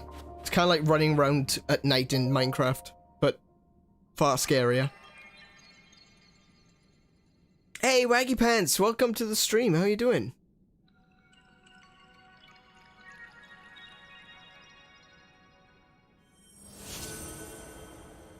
Ah, it's so good to have people here. I love being able to share and talk, and while I'm happy to do it, because obviously, you know, some people are going to watch it eventually in the VODs, having people around to actually chat with is really cool. I love this. I was saying earlier that, you know, things have been kind of rough in the past few years, but getting back to streaming has been such a blessing. We started this on Monday, and I really wish I was able to play it more often. I want to play more, damn it. And I get my little heart back, but you don't get it refilled though, which is actually I think that's a good thing. It still adds that extra air of danger that you don't get it back. It means you always have to be prepared. Oh, look at how bright that thing got. That light down in this dark is downright refreshing. In fact, it's so luminous, it's almost like... It's like we're on the surface. Just standing near it makes me feel so much better. How strange. Oh, it's you. You're finally here. I need to show you what I found. This statue. It's standing on 2 legs, 1 arm raised high. It looks an awful lot like that figure Joshua showed us in that piece of slate, don't you think? Alright, get that camera of yours ready. It's time to put it to good work. Ah, that's right. I forgot you hadn't used the camera when we last spoke. Very curious indeed, given it's one of 𝗵𝗄𝗏's basic features. Give me that 𝗵𝗄𝗏 for a second, alright?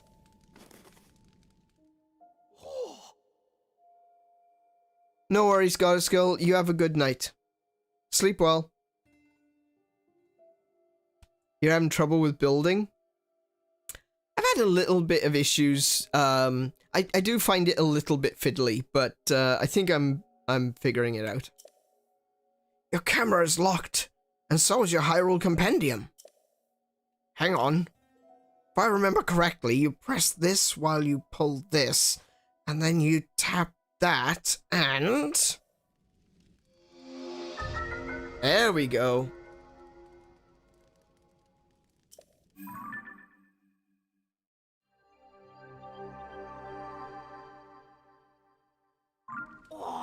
Boom! Now you should be able to use both the camera and your Hyrule Compendium. So, go capture a picture of that statue. This is a good chance to verify that it's working properly too. Test it out. Experience is the best teacher after all. Once you've captured the image, come back here. I'll want to see how it looks.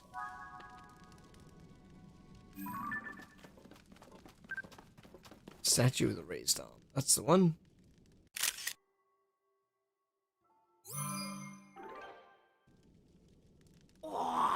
Hey, how'd that go?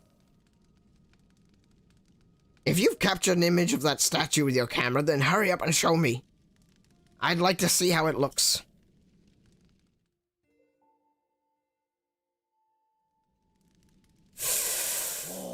5:15 a.m. Are you just getting up, or have you not been to bed yet? So, did you get a good picture? Stupendous! Looks like you've captured it well. I'm sure Joshua will be satisfied with this. Not went to bed yet? Oh, wow, okay. Kind of like me, then. Oh, what I used to be like. I've been a, like, medically diagnosed insomniac for a few years now. And I've recently been put on medication that's helped, so... A combination of antidepressants and melatonin has allowed me to actually get some sleep.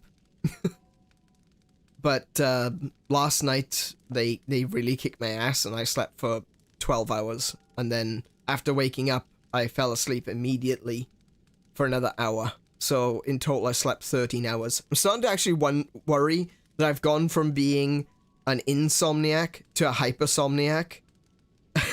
But at very least, I'm actually getting some sleep, which is a definite plus. Lighting up that immense route, getting us a picture of the statue. You've just started helping us research what's down here, but soon enough, we're gonna have even more to investigate. Well then, it's time I head back up to the surface. I'll see you at Lookout Landing. Don't make Joshua wait for that picture. Oh, welcome home, Kiko. Right, let's see.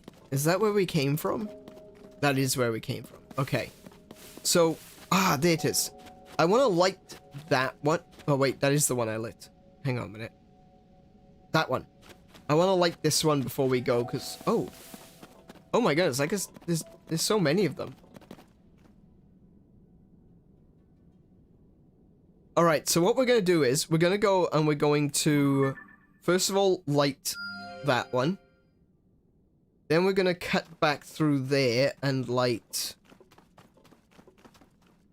Oh no, that's a... Can we light that one? Would that one be... We like that one, or is that too far away? We'll find out. And then we'll go back around to where we started, because there's another one over here to light. Where is it? I know it's over there. Let's check the map first, though. Yeah, okay. So we go to this one, then to this one, and then we can cut back across to this one. What's that? Camera work in the depths. Oh, right. Yeah, okay. I see. So it tells you where your next location indicator... sorry, it shows you your next location indicator for your quests, no matter which map you're looking at. But it only blinks if you're on the right map.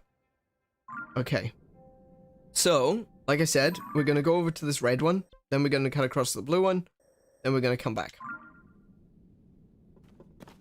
And there may be another one. I'm pretty sure there is another one. Because I saw it, but I couldn't see it when I was trying to put a pin on it. Oh, this. These are Pose. This is, Tears of the Kingdom's take on Pose. Rather than being...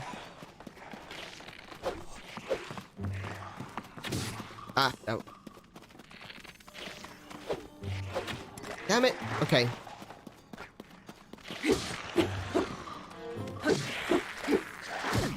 That's where I wanted to avoid. Being caught up in the mob.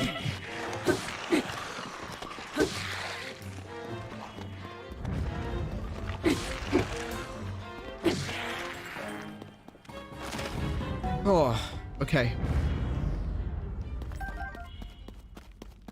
I think maybe I caused myself more trouble than was necessary there, just by trying to avoid them.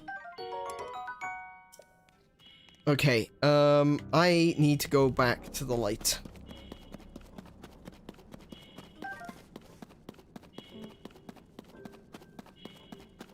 Yeah, I'm gonna return to the light, then I'm going to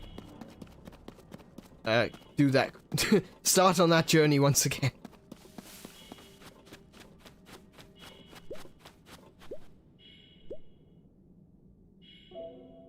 Oh, you just started? Oh, okay. I know you said that you just started, but I thought you meant, like... I thought maybe you'd actually gone further than me. Alright. Heal. Oh, wait. No, that's, let's go with that one. That one's half a heart. Nice. Can I eat a mushroom? Yeah. Cool. Alright. And yes, Kiko, there is indeed an underground. This is it. This is what I was saying when I was alluding to you that there was something about this game that I absolutely loved and absolutely hated at the same time.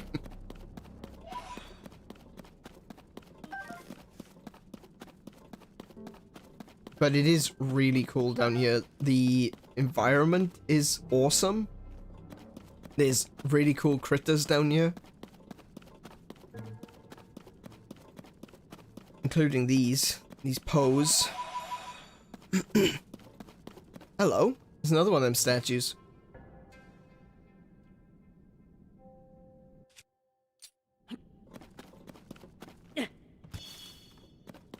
I probably should have thrown that a little bit further, but still, never mind. This is also a good place for picking up bomb flowers. Oh, hello.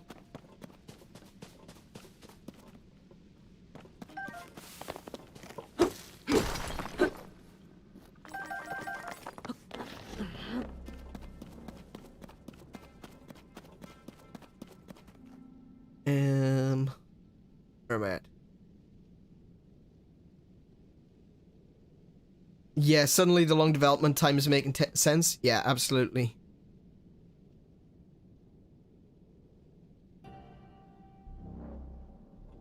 Oh, Waggy. Okay. Do you prefer to be called Waggy, or would you prefer to be called Robin? That's entirely up to you.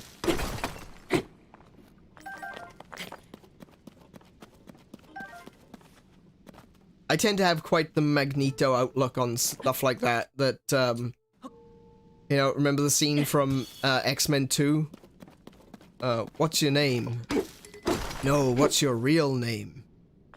Pyro. You know?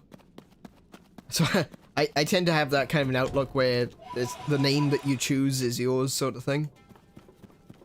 But it's up to you. Whatever you want to be called, I can call you that.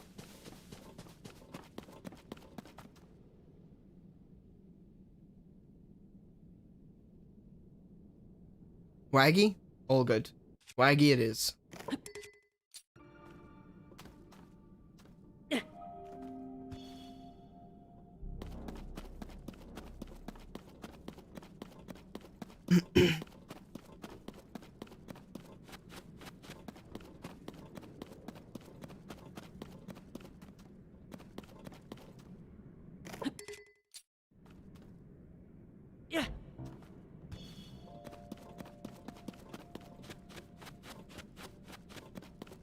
Trying to keep an eye out for the resources. Like these muddle buds are really cool. I showed one off just a little bit ago. You use them to create a cloud of dust or cloud of gas or whatever it is, probably like spores. And what it does is it actually confuses enemies, and they fight each other for you. Very useful.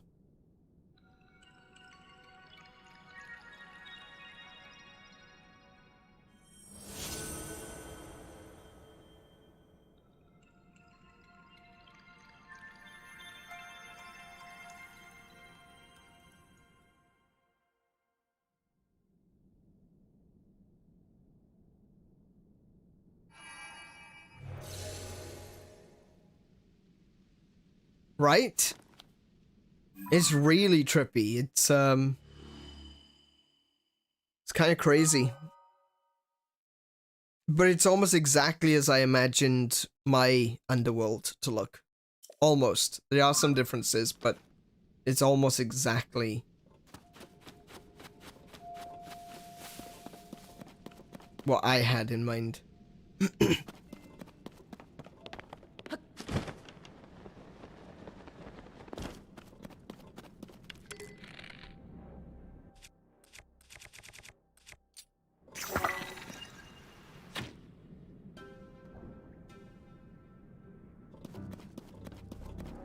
Let them all fight each other.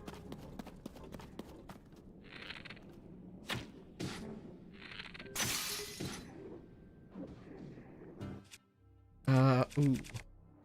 Switch to that sword. Oh, I don't have much by way of bows. They're all pretty rubbish.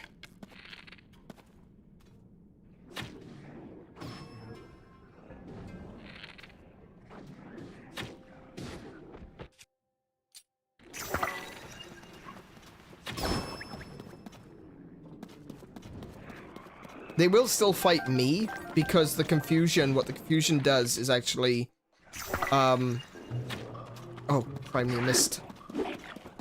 The confusion actually makes them fight whatever's closest to them.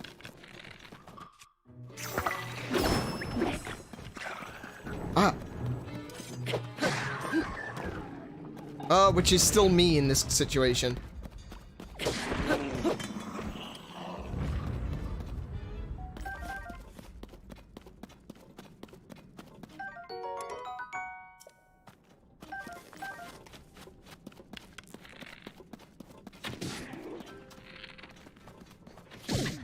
Oh! Ow! Ow, ow, ow, ow, ow.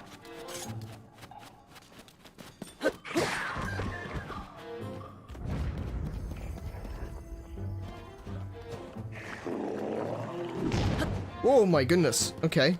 Chill, dude.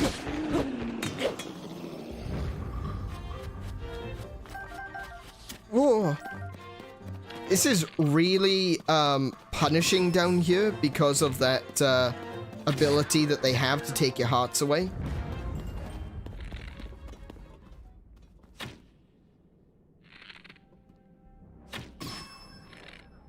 Okay. Whoa. Another Bokobo. Still not great. Is there a fungus growing on their heads? No, it's not a fungus that's growing on their heads. It's just their new horns.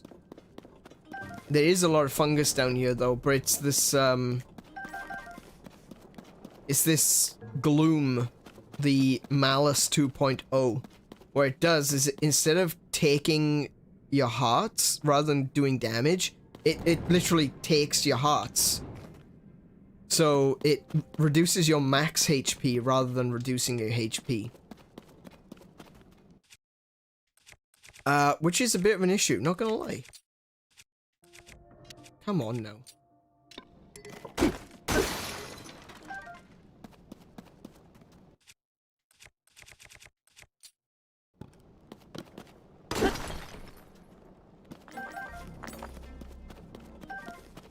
And this is also the best place to get Zonaite as well. I mentioned that earlier, but we have some new folks here.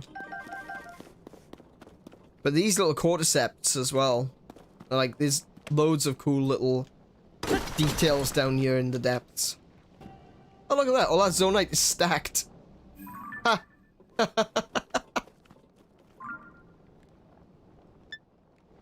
Record that.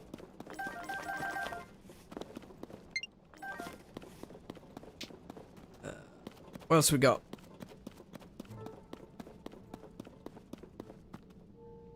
Yeah. Yeah, it's the best way to, like, build a world like this is to just go wild with the details. Make sure you know, what they've really fleshed it out, you know? It doesn't feel like, oh, this is another level or something like that. It feels fleshed out. It feels like they've built this world, like all these little blossoms that seem to grow down here, all these little fiddle ferns that don't have any color to them, they're all white, and these cordyceps that stick up, all these little fungus patches. It's really cool. It's a really beautiful appearance, and all the spores and little dots and things in the air. Yeah, it's really amazing. I love this. The design of this area. Okay, so I am lacking in HP.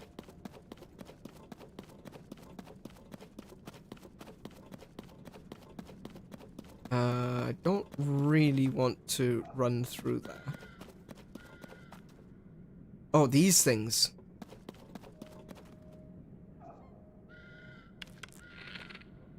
These hideous little frog things.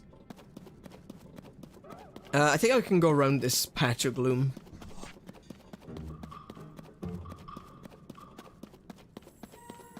Oh, they're chasing me.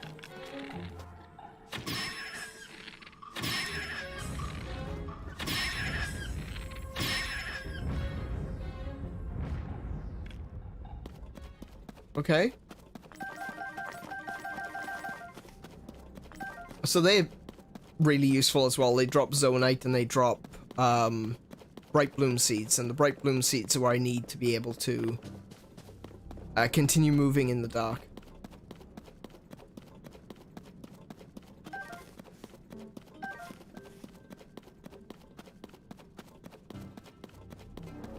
Oh, hang on, there's another mining site there. Ooh, bomb flowers though. Definitely, definitely will risk it for the bomb flowers. There you are.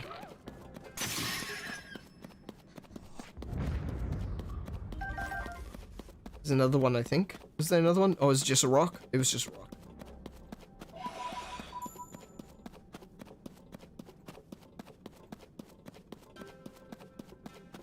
Ooh, it's an awkward spot. This is the last place I'd want to be attacked.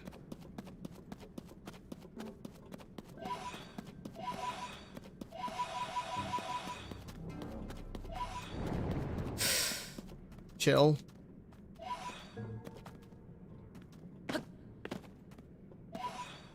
Okay. We good. We got all the pose. We good. The blue beacon is that direction. Ooh, more pose.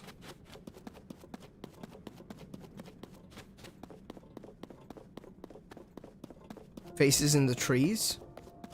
There were faces on the trees? I missed that. I know they got them in the Lost Woods. There's the faces in the trees. And those are creepy. I'm good. I'm good. I survived. Okay. This is a darker area now. Oh. Oh. Run out of bows. Run out of bows real quick. Let's see. Light bloom seed.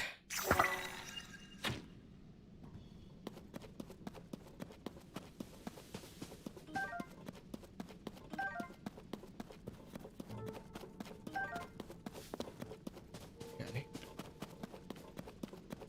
Oof. Tiny little patches like that are what catch you off guard. It's like you think you're safe. You ain't. Alright, so there's... It's gotta be around here somewhere. I'm practically under it. Is it up here, perhaps?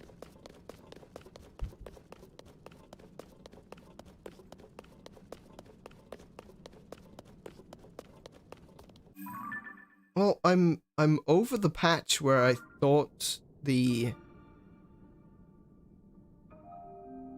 Oh, it's there. Wait, no, that's the one I came from. Oh, I see it. It's over there, look. Okay.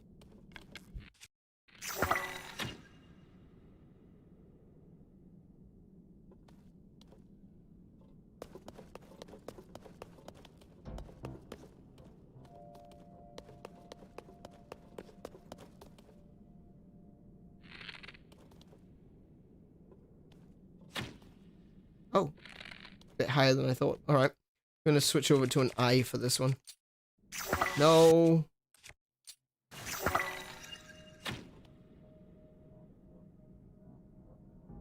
Oh, well done, eyeball. It's ignoring it. Come on. Where are you? What is your size?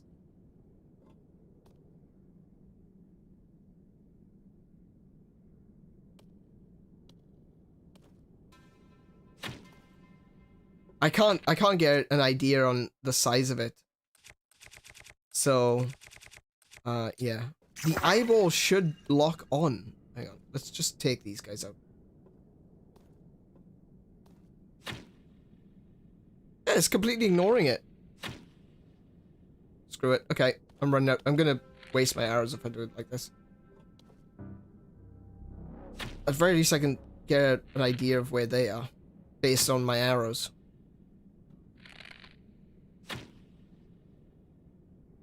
I simply cannot shoot that far. That's gotta be it. I've just hit my maximum range or something. Alright, so there is something else I can do.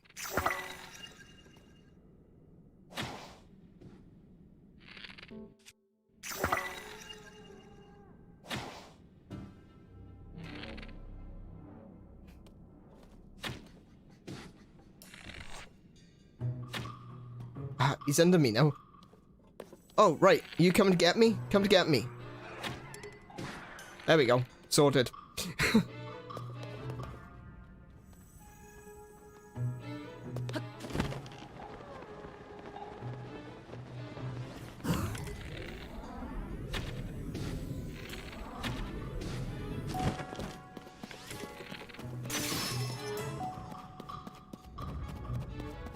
Alright. Aracuda, that's what they're called. I know that someone... Oh! Crap.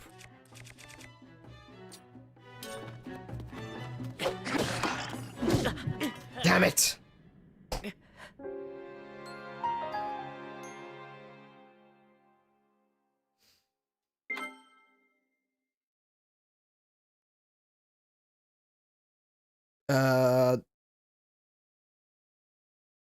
You mean the what?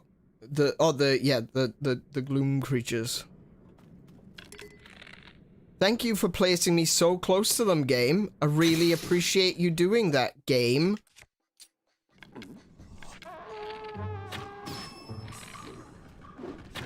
Oh, where did... Whoa! Whoa! Now! What?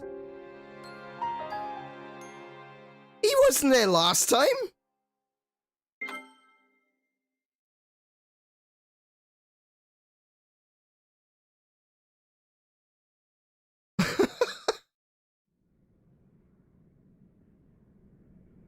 That's a bit BS. Oh no, look! Here he comes, look.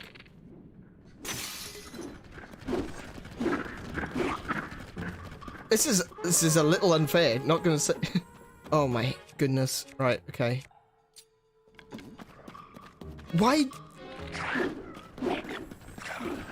Oh crap.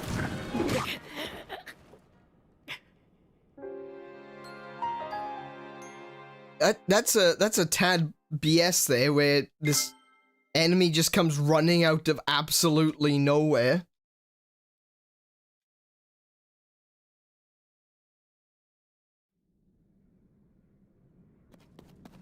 I mean, we didn't have his attention before.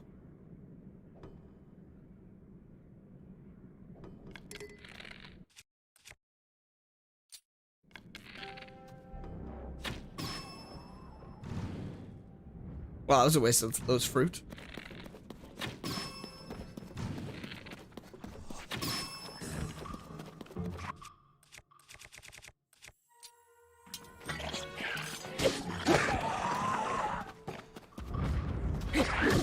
Ow.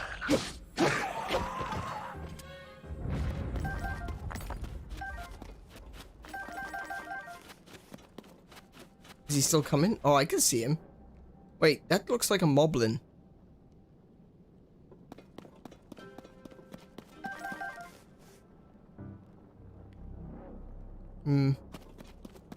Well, for now, this mining site belongs to me.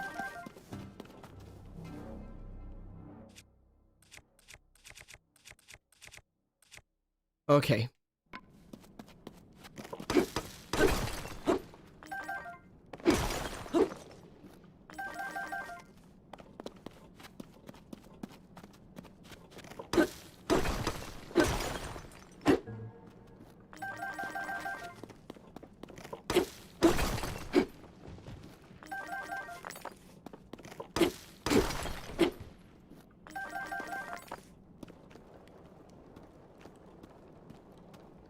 Just keep an eye on him.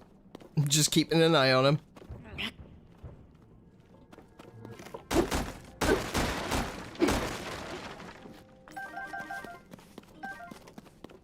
Alright. Okay. Think we're good. Think we're good. Hang on.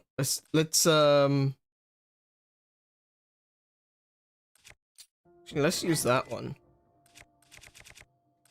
I know it's about to break, but it's got a flamethrower on it, so bonus.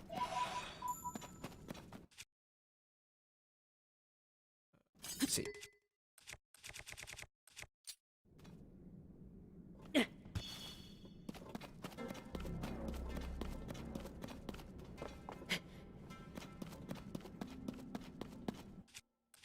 Oh. Yeah, every second of this game it's not about necessarily the fight that you're in, it's the fight that you're going to be in next. And that's where I kind of made a mistake there.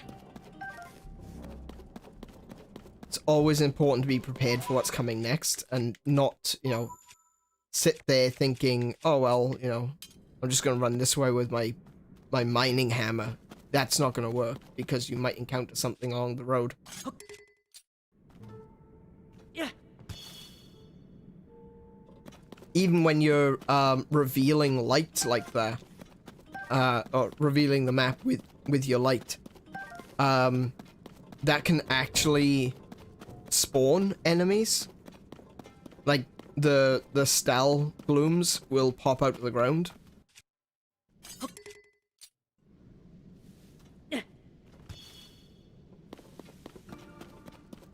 So it's always difficult, always a challenge. It's always going to be something that you need to look out for.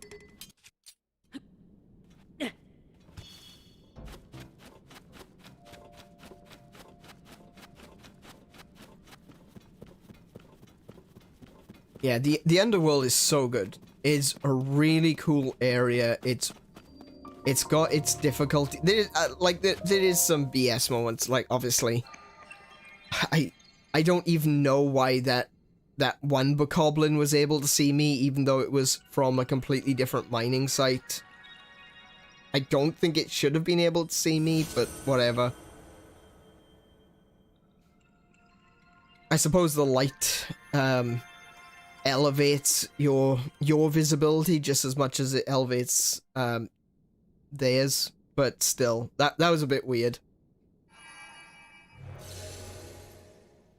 But it is a difficult area. It's something you gotta be on your toes. You gotta be constantly planning ahead what's coming next.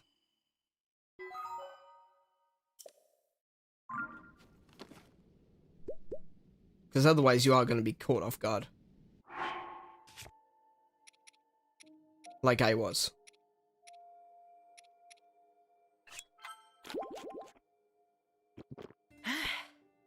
Yeah, exactly. Like I've never seen that. I didn't know that they had those down here. I hadn't encountered one of those before.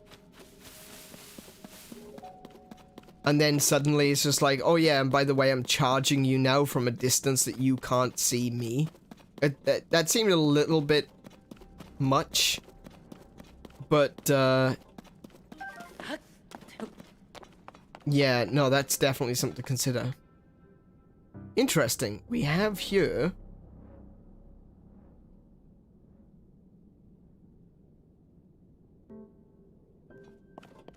We got some wheels there. We got some fans. And we've got... Oh, these are wheels too, if we want to make a car. But we don't have a control stick that I can see. Maybe there is. Oh!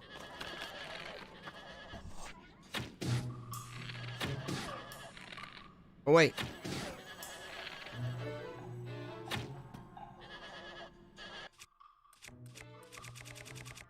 Yeah, I don't like these frog things. They're really kind of creepy. So we deal with them appropriately. Oh, well, I knew that was going to break, but... I thought it would last a little bit longer than that. Oh, see what I mean? See what I mean? Don't throw rocks.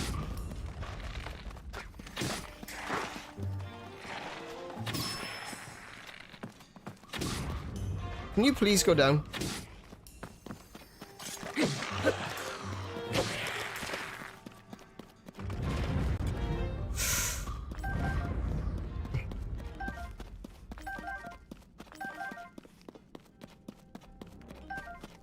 Okay. We're not gonna mess around with any of these things right now. I want to head back around now to the place that we came in. But I do kind of want those poes. So I'm gonna grab the poes first. Oh, hello. Oh, look at that. That's a 𝗬𝗏𝗍. I don't know if you can see that on the screen. It's really difficult to see right there, but that there is a 𝗍.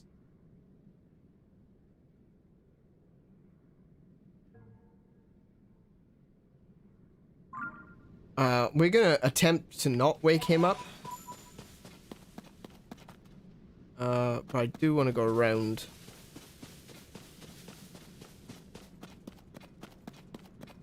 I'll do.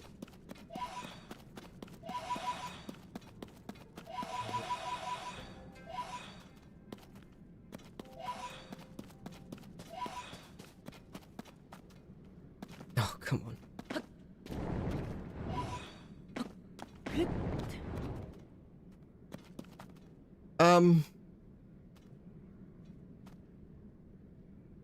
That one looks like it's drifting that direction.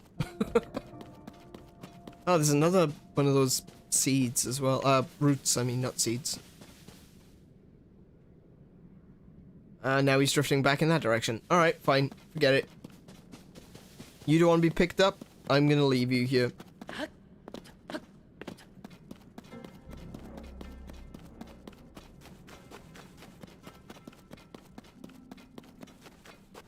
But yeah, this is the underworld. This is a whole new area of Hyrule. Was not expecting this. I was expecting that the underworld of Hyrule would be mostly like a labyrinth, lots of caves and a few large rooms. But this I was not expecting. This is like a whole new world. There's another mining site here as well.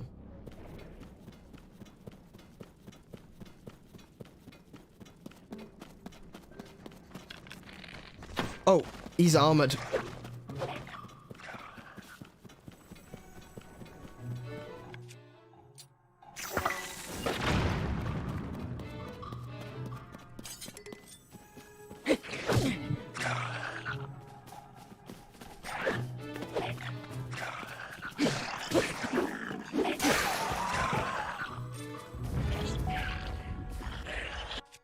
Oh, heck.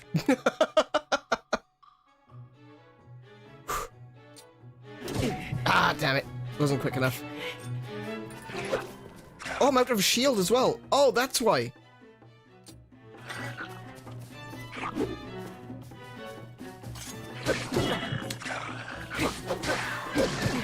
Damn it.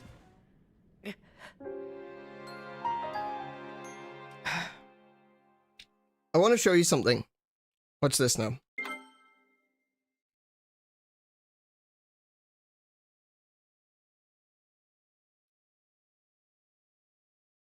So this is the reason why I don't usually use my Pro controller. Watch Link, okay? See that?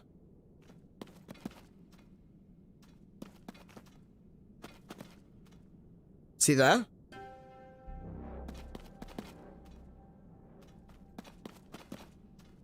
Okay, so my Pro controller doesn't have Joy-Con, doesn't have drift. What it has it doesn't have a dead zone. It's oversensitive on the stick. So when you let go of the stick, he turns the opposite direction. Now, sticks are supposed to have a dead zone, but this one doesn't. Right?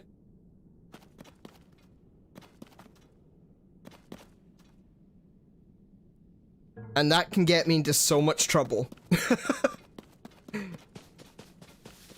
Yeah. Like, I was definitely taken off guard when the moblin came at me with the armor on. And then, you know, I didn't have a shield. My shield busted. I didn't have a sword because my sword busted.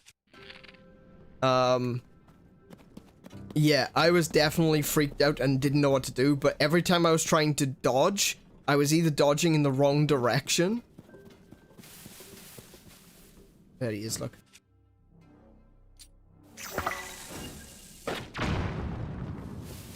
Or, I was turning around and I didn't want to.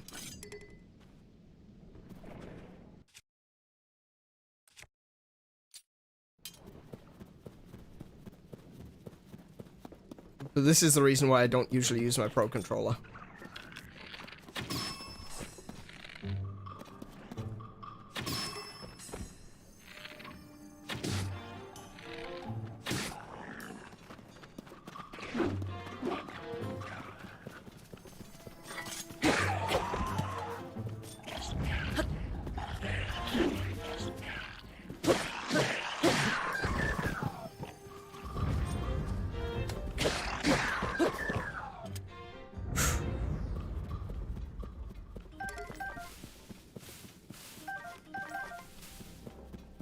Okay.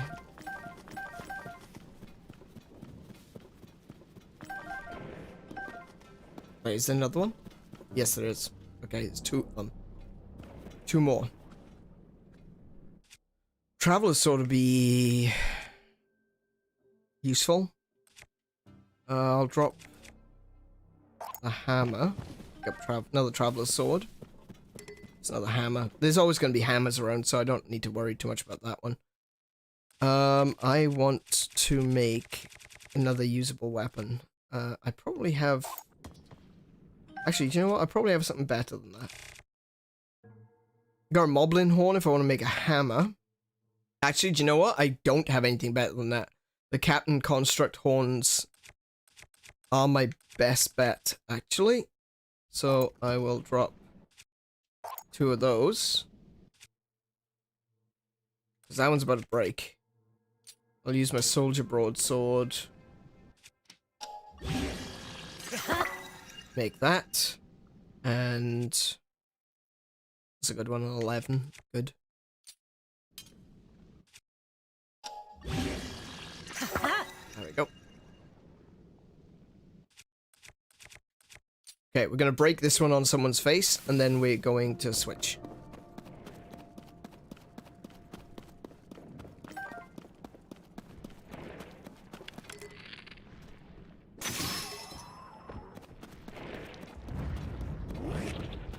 Oh! Oh! That's what it was!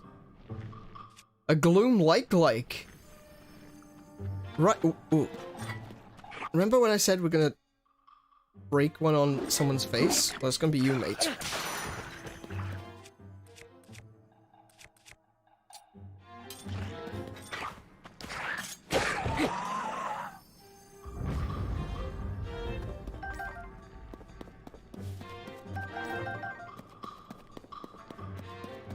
Oh, there's muddle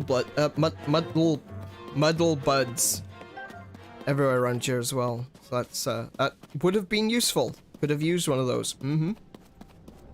Probably would have been a good idea. So what's going on over here? Oh, it's a big stony armored one. Well, I can't seem to get me up here, so let's use that up.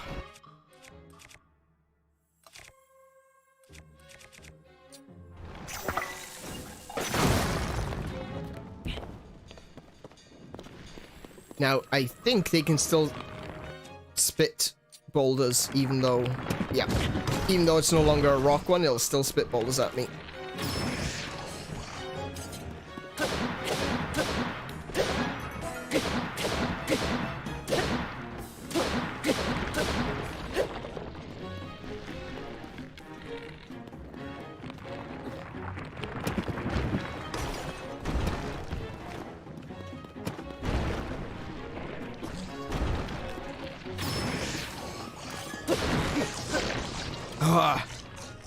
Yeah. You'd think they couldn't get any worse than the ones that you have in the overworld. Well, they do. Soldier shield. That's definitely a yes, thank you.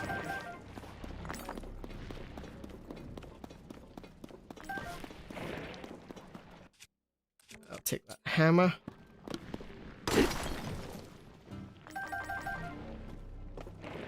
Shield eaters, or likes, same thing. They don't move, thankfully, so I am semi-safe. That one doesn't look like it. It won't spit rocks because it's not a rock one. I need to try to coax it to attack me though.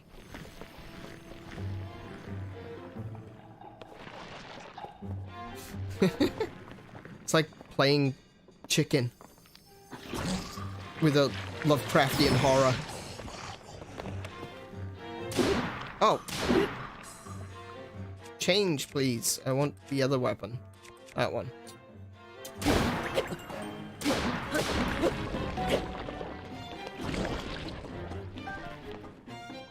Oh! Oh, there must have been a muddle bud nearby.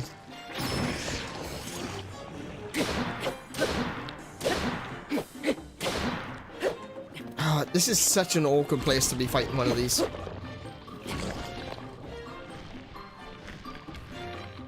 Come on. Last one. There we go. Oh, yeah, these things are awful. Likes were really annoying in older games, but these ones are just horrendous.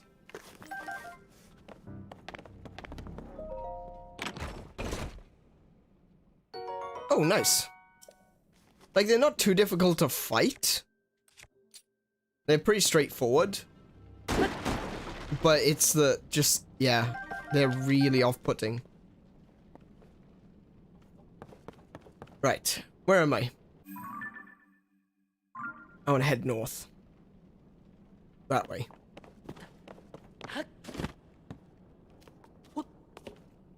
Oh, wait. There's more here. And that was the wrong direction. Okay, so this one's about to break. Probably gonna end up breaking it now on a box. Okay, maybe not. No, arrows! Come back! I need you. Okay. We're just gonna launch that one. Pick up another one. That one.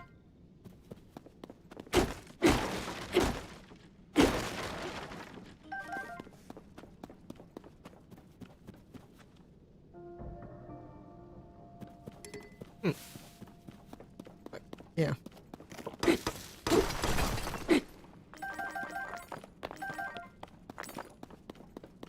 And I think that's it for this mining area. I think we've gotten everything out of it.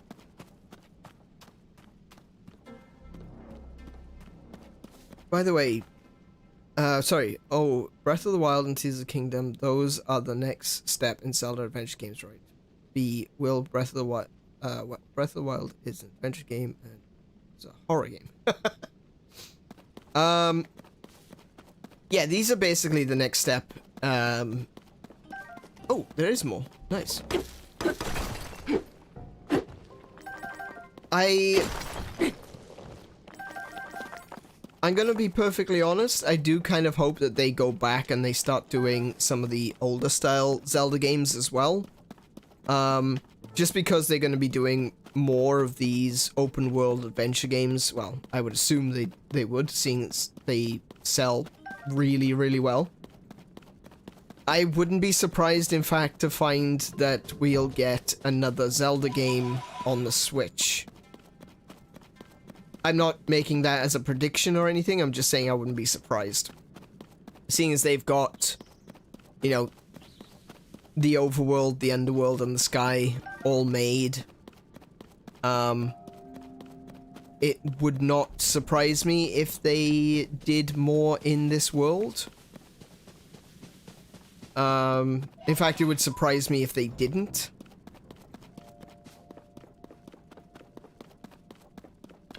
It's those damn frogs.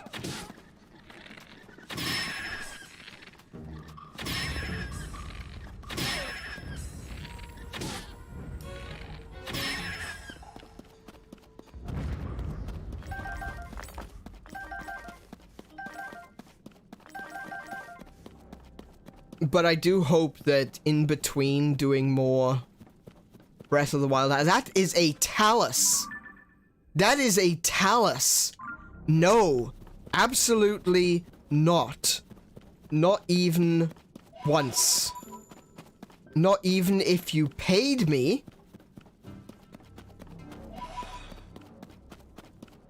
No.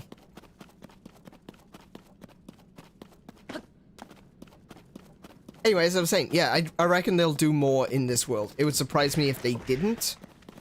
And I'm pressing a button.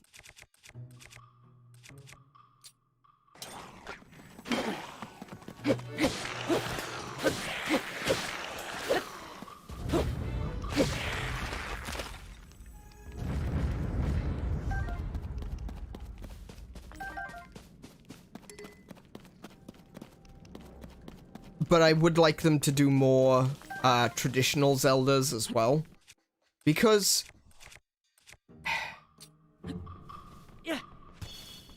I like these games. I do. I do. But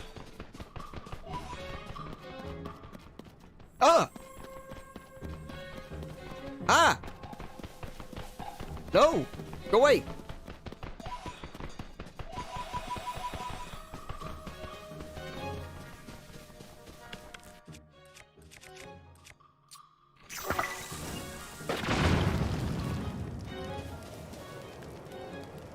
Wait. Oh, wait.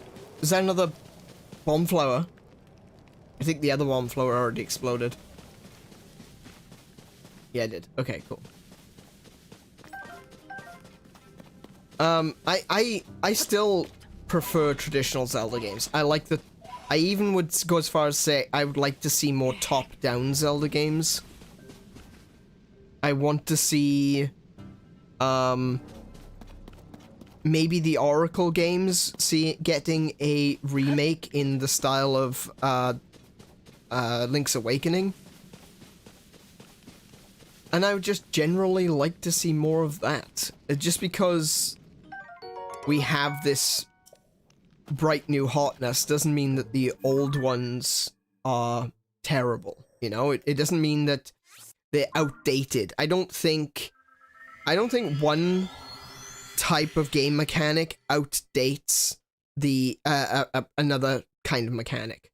Like, third-person shooter doesn't make first-person shooters out of date. Just like I don't think these open-world games of Legend of Zelda makes the top-down games or even the more linear games like Twilight Princess out of date. The way I would see it is more along the lines of just being a different kind of game in the same series. And so I think for me personally, I would really like them to maybe continue building on this world, maybe create new maps further north or further to the west, or maybe another island off to the east.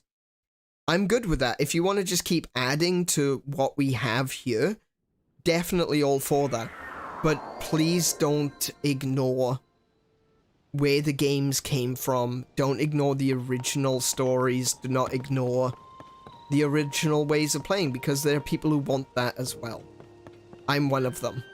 I want more top-down games. I want more... I'd love to see them do a remake of 3D World. And I know a lot of people... sorry, not 3D. 3D World, like Mario. No. I'd like to see them do a remake of A Link Between Worlds. Because I know a lot of people have said, like, oh, that's not going to work because it doesn't have the 3D visuals. And yeah, I get that. 3D was really well utilized in A Link Between Worlds to the extent that it could be difficult to make that game again. But I don't think it's impossible. I think that they could redo A Link Between Worlds in a way that is still good, is still more than playable, without it needing the 3D. So, yeah, bring that across to Switch, Nintendo. Definitely would be interested in that. Because there's a lot of people that never got to play it because it was on 3DS and maybe they didn't have a 3DS. Maybe they're not interested in portable gaming. So, yeah. LANYKINS? Oh, wow. Hey, dude, how you doing? Twilight Princess HD, definitely a game I want to see within the next couple of years. And I think they will now. I know I gave my, well, I gave my explanation for this on Discord years ago. LANYKINS was probably there in that conversation where I explained that I didn't expect them to do Wind Waker or Twilight Princess. They were going to do Skyward Sword because Skyward Sword was the prequel to Breath of the Wild. I think LANYKINS was there for that one. If not, I know Kiko was, and I've discussed this with Kiko and Kay and all those multiple times. Is that, yeah. I called it. I called it like a year and a half before they released it. Before they announced it, sorry. They had to do Skyward Sword. Because Skyward Sword is the reboot. But, I think now that Tears of the Kingdom is out, we'll see Twilight Princess and Wind Waker releasing in the next few years. And I hope against all hope, because I know that this is probably the last thing that they've got on their minds, but I hope that they do Oracle of Seasons and Oracle of Ages in the Link's Awakening engine. That has to happen. We need those games. They're stuck on the Game Boy. There's no way of playing them at the moment. I know they will be coming to Switch Online, but they need a remake. There's a lot of people. I do find it to be kind of what's the word I'm looking for?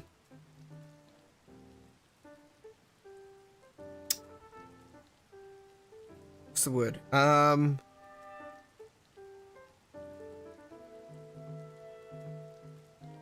People look at things like the Game Boy games and they just think to themselves, I don't want to play that, that's old. And I think that's a terrible attitude to take, because just because something's old doesn't make it bad. The other day I was playing around with emulators and I found myself engrossed in playing Adventure for the Atari 2600 for like a couple of hours. Just because something's old doesn't mean it's bad, you know? Gameplay can overcome graphics, but there are so many people that will look at the Game Boy stuff and go, I don't want to play that. It's all blocky, it's old. How many times have I played another one? Well, a lot of times, I'd imagine. Definitely get a huge rage boner when production companies create adaptations of video games or media that's borderline spits on the original material. Yeah, exactly. I totally agree with that. And I can see how some people might have their opinion of Breath of the Wild and Tears of the Kingdom. Like, I definitely had that opinion of Breath of the Wild back when I first played it. It felt like it was... to me, it wasn't welcome. I got over it. I learned to love the game. And I really enjoy the story, even if there are still parts of the game which I don't really like. Tears of the Kingdom, I feel like it's going... I feel like I'm at the same place in Tears of the Kingdom as I was with Breath of the Wild when it first started. But I'm more open-minded. I'm more open-minded for this one because I'm looking at it and I'm going, oh my goodness, you are changing so much about this game. You are changing so much about the history of Zelda that I love. And you better be going in a good direction with this, because if it doesn't pay off, I'm going to be upset. And so far from what I've seen, it does work. But there seems to be a little bit of a question relating to characters like Rauru, relating to the origins of Hyrule, the founding of the kingdom and all that. Stuff which they've even changed since Skyward Sword. And like I said, Skyward Sword was the reboot. So the fact that they've changed things since then as well, Yeah, I mean, it's up to them. It's their story to tell at the end of the day, and that's fine. And when someone else comes along after Aonuma has decided he's done with it, then it's the next group's story to tell, you know, and they get a chance at it. I just really hope that they don't spit in the face, like as Lenny put it, and just forget about what came before. I really, really want to see some remakes, and I want to see some ports.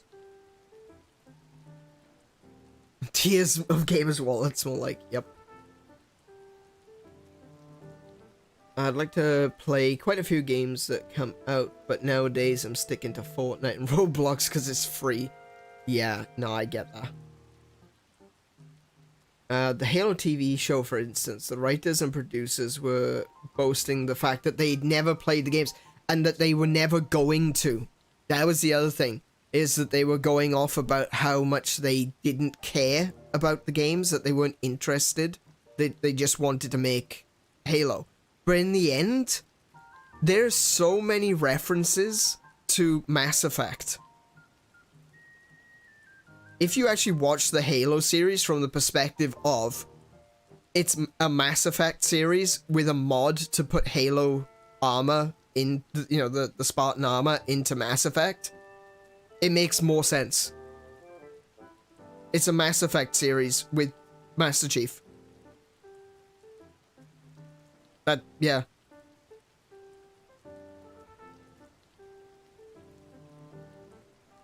This is Skyward middle finger. Yeah, definitely.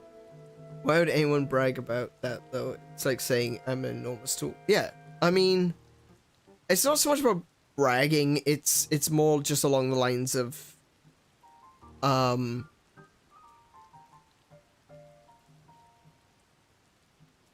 going down a road here which is going to end up being controversial because apparently disliking media these days is akin to being, of a particular political persuasion, but nonetheless, I'm going to say it anyway. It's not about necessarily bragging, it's more about enjoy product and get excited for next product. Don't ask questions. Consume product, get excited for next product. That's the line. That's kind of where it's at.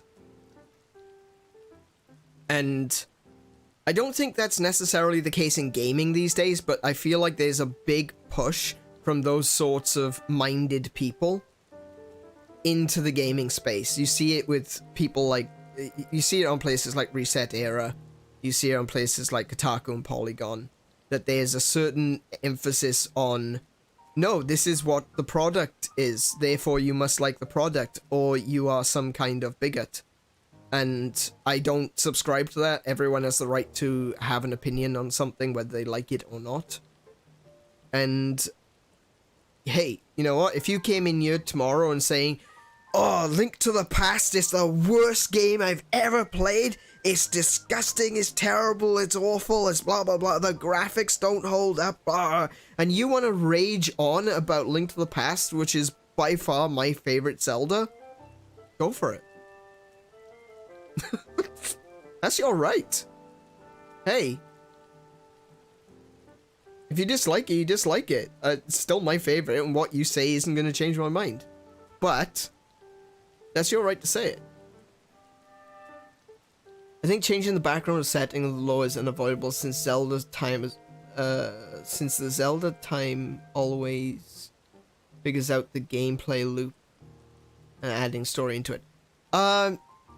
Yes, I don't disagree. But they have certain established elements that, yeah, Zelda, that I figured that's what you might have meant. They have certain established elements which underpin the entire story. Like Zelda, Link, and Ganon. They have to be there. That's the whole point. It is the cycle of demise. If they decide to change that, that's a problem. Because now, you've got no reason for the Zelda, Link, and Ganon triarch. The other problem I had with Breath of the Wild was almost the complete removal of Faroe, Din, and Nehru, because they are the creation goddesses. They are actually above Hylia. The creation goddesses came in and created the world, and Hylia was left to maintain the world. But that's been overturned, and Hylia seems to be the main goddess, and Din, Faroe, Nehru, and now kind of like aspects of Hylia, and they are represented through different spirits in the world. Now they're represented by dragons. In this era, they're represented by dragons. After getting deeper into Star Wars universe since joining SW5E campaign, the sequel trilogy just makes me more mad. With the few things it did right, it ruined a million others. Yeah, there's a lot of things that those movies prevented from happening. It's not even necessarily, oh, they changed it and I don't like it. No, they actually prevented certain things from being able to happen in the future without some serious rewrites. But, you know, we don't like those things. I'm sitting here with this playing. Hang on a minute. Let me just quickly, because we're chatting at the moment. Let's just quickly go over to just chatting. The things with Star Wars that what they've done is they've created a world in which certain things that a lot of fans loved about the world has been changed, and irrevocably so. So you can't necessarily get that back. You have to rewrite those stories in order for those events to take place.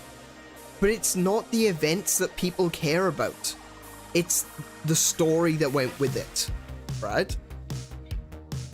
It's not about, oh my goodness, we can't have the Thorn trilogy. Oh, we can't have those specific events. No. It's not the events, it's the story. It's the adventure. It's the feelings that we got from reading those stories. It's never going to work in the same way now. The Children of Jedi cannot happen now. Those stories, I say grew up reading Children of Jedi. I didn't read it. It was when did Children of Jedi actually start releasing? I read all of the Children of Jedi series. That cannot happen in the new canon. Just strictly cannot happen. Which is disappointing, because that's a series I really enjoyed. I know Tom Taylor's Uzang Vong series of comics were really well written. And I think Uzang Vong stuff could still happen, but not in the same way. Again, the stories will be different, because all the characters are dead.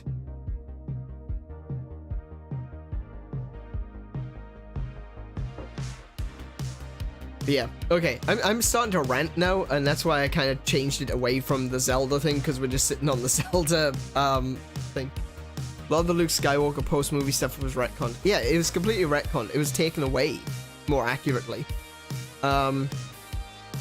The re-establishment of the Jedi Temple on Yavin 4, for example, that was retconned into basically a campsite with a few kids in it that all got slaughtered. So the Jedi Temple at Yavin 4 doesn't exist anymore. And because Luke's dead, there are no new Jedi temples. It's all gonna be based on Rey's version of the Jedi teachings. But you know, they made it very clear that they don't care about the Jedi teachings. They made it very clear in the story. They even had Yoda saying, ignore the Jedi teachings when they were on fire. So that doesn't, I suppose from a Force Ghost perspective, Yoda may be in a position to say, no, the teachings were wrong.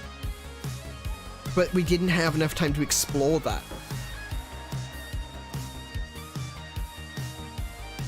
Palpatine gets to make the Jedi. Yeah. Yeah.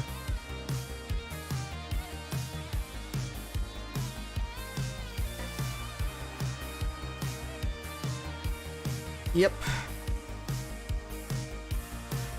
It was a massive change, and it ups.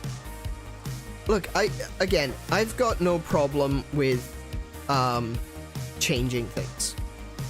I've had issues with change in the past, and change is just a natural concurrence of reality. It happens whether we like it or not.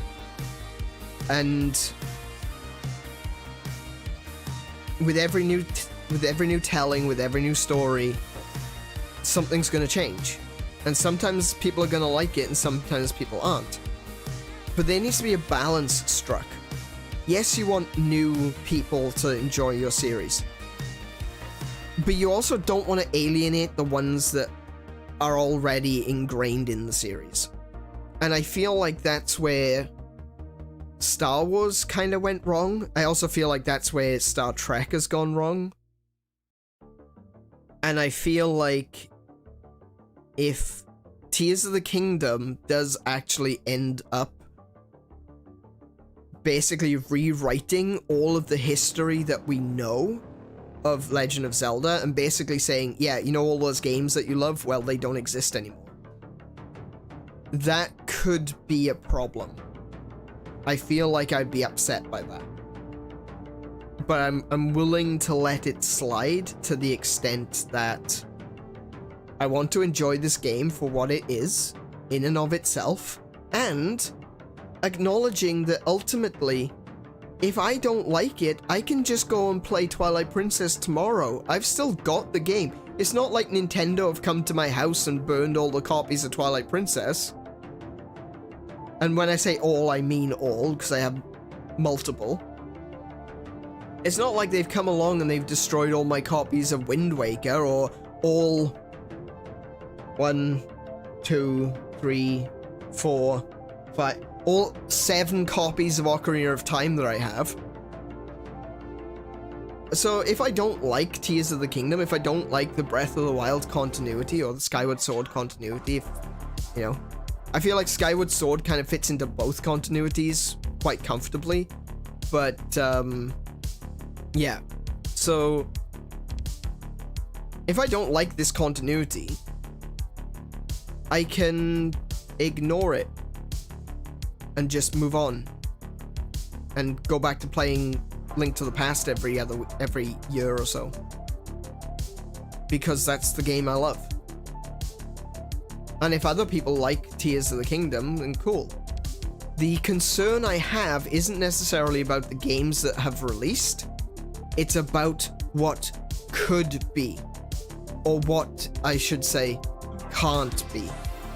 Because if Nintendo look at Breath of the Wild and Tears of the Kingdom and they think to themselves, well, bloody hell, these are the games that sell, these are the ones that everyone wants, we are only making these kinds of games from this point on, then we're gonna have a problem.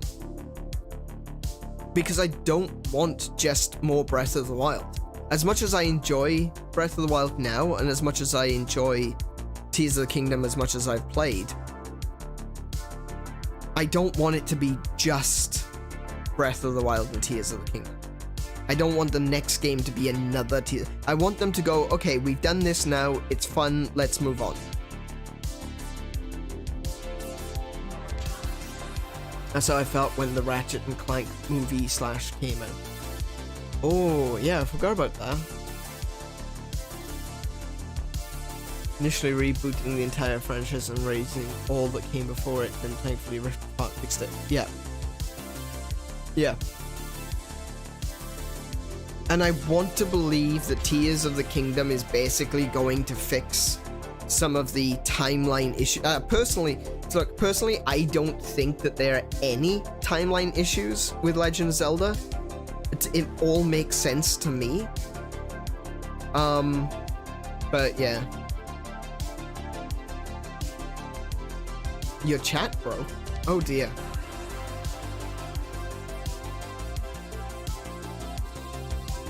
But yeah, I feel like Tears of the Kingdom is in has a perfect opportunity here to rewrite some things, but not necessarily rewrite them. No, that's the wrong word.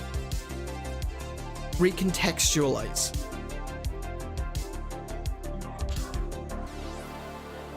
Oh, that's fine, Kika, don't worry about it. It's all good.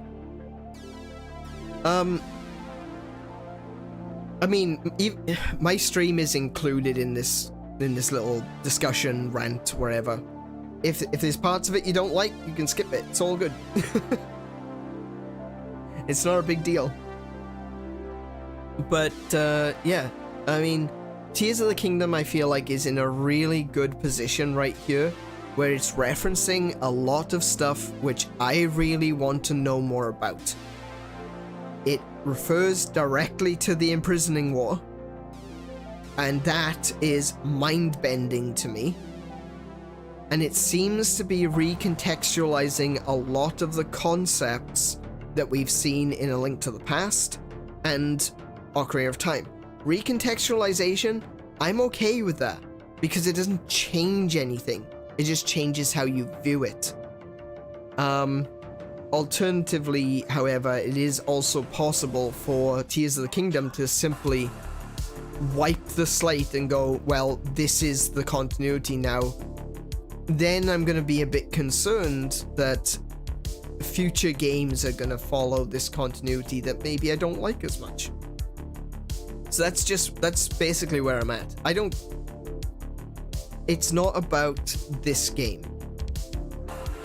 Whether this game is the best game or the worst game. It's not about this game.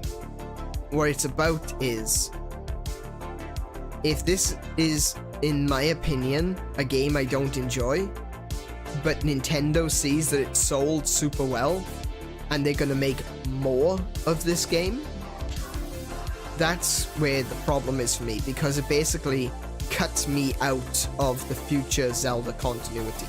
It cuts me out of enjoying future Zelda games, because it's not what I'm looking for. But like I said, I don't care, because I've literally played Link to the Past every year or every other year since I first played it. So I'm not getting bored of it anytime soon. Alright, anyway. That's over. I'm gonna go back to playing the game, I think. Call of Duty this year's version. I don't think it will get as bad as Call of Duty this year's version, because, yeah, and I'm straight back into the rant. I don't think it'll be as bad as Call of Duty this year's version, mostly because it takes a lot more effort, I think. Like, with... No, I gotta be very cautious about how I say this. I don't want to suggest that Call of Duty is, trash, or, you know, it's not that they don't put any thought into it. The most recent one looks really good, actually. I think it's easier to write something like Call of Duty because there's no ongoing continuity. You can just write any story. But with the Legend of Zelda, it still has to fit to a certain framework. It's easier to write a story about war because there's always wars happening. There's always a new enemy. With Legend of Zelda, it's entirely fictional, but it has a framework, and you have to understand that framework to be able to make it. Otherwise, it doesn't feel like a Zelda. And so far, despite the fact that they've made so many changes in Tears of the Kingdom, or recontextualized a lot of the history, it still feels like Zelda. Even though it's an open world game and not a classic adventure game, you go from dungeon to dungeon, it still feels like a Zelda. They've done really well with Tears of the Kingdom. I think it's vastly improved over Breath of the Wild. Anyway, back to Zelda.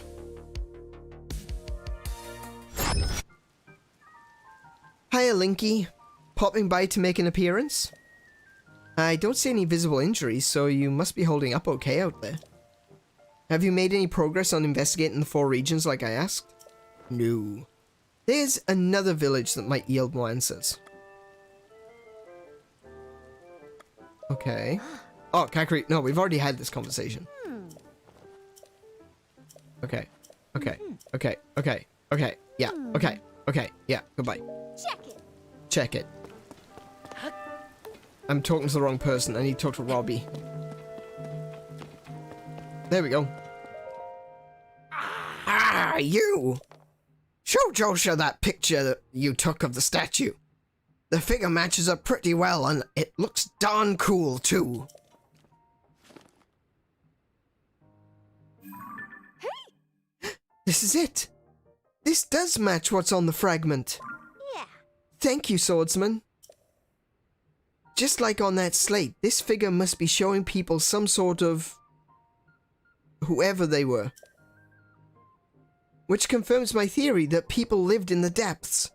I'm sure we'll find more traces of them if we keep searching. I did, in fact. I found a second one of those statues. I wonder what will happen if we follow them. This is... a big, big, big discovery! Now, what's next? The possibilities. There's so much more to research. Oh, but before I focus on that, there's something I want to give you as a thanks for helping with the stage of my investigation. Our earlier surveys of the depths found all of this. What do you think it's for?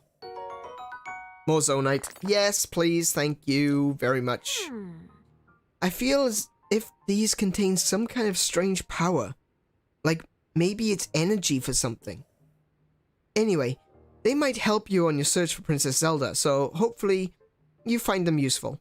Whoa. That fragment has helped us see the depths in a new way. Now we're closer to understanding one of its mysteries. I'm going to sift through everything in our surveys brought back from down there. Maybe there are even fragments that I can piece together. Goggles, swordsman, thank you so much for going to investigate depths for me. Great job getting a picture of that figure that Josha was looking for. She was pretty happy to see that statue. And I was thrilled to show you how to use the camera. Inspired even. The Pura Pad has even more potential functions, you know. Hey. Listen up. Big update here. Your Pura Pad can be equipped with a sensor that detects shrines. Come on, act more impressed. I'm the first one in all of Hyrule who noticed the shrines after the upheaval. So I created a sensor to detect them. The only thing is, I can't set it up here at Lookout Landing. It'd nearly be impossible unless I'm at the Pura Pad Research Lab in Hateno Village. That's right, the lab is dedicated to the enhancement of Pura Pad, which Pura and I developed. Once I'm in that lab and you join me there, I can further improve your Pura Pad, starting with the sensor. You'll find the lab in East Necluda, off in the southeast corner of Hyrule. It's on the far side. On its far side is Hateno Village. Go a bit further than that and you'll see a mighty peculiar place. Don't let the looks fool you. It's a cutting-edge lab. But for now, Josha's investigations are my main priority. So until she gets further along, we'll be staying here for a while. Alright. Alright, so what we're going to do now is we're going to rest for a little bit. And then... Where am I for... Actually, where am I for shrines? 2. Okay, never mind. I didn't pick up any more food while I was out, but I probably could do with eating.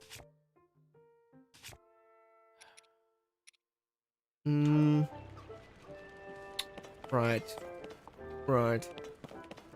Okay, so I'm just gonna rest, and then we can go and make our way to Rito Village, because that's where the first marker is. That's where we're gonna head off. But there's also some stuff to do along the way. Obviously, there's gonna be more shrines. And a blood moon. Witness the blood moon's rise. When it its red glow shines upon the land. The aimless spirits of slain monsters return to flesh.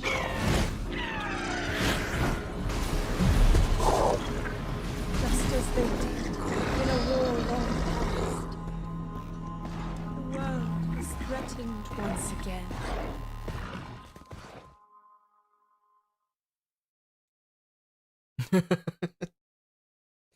Zelda, have you been getting to the stash?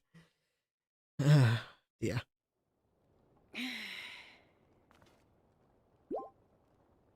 Yeah, exactly. They wanted to make sure this was done, so I am glad that they did spend that time to make sure it was good. And I kind of understand what 𝗦𝘄𝗶𝘁𝗰𝗵 was saying about this being too big to be a DLC. Because that's what this was originally going to be. This was intended... Hang on a minute. That way. This was originally going to be DLC for Breath of the Wild. Oh. Ah. Yeah. So, it's clearly gone... Ah. Oh! I've only got 20 rupees? Oh. Ah. Buy my stuff. Oh. Let's see, do I have any... Oh, the only thing I've got is amber. And zonite, but I'm not selling that. I need that for other things. Okay.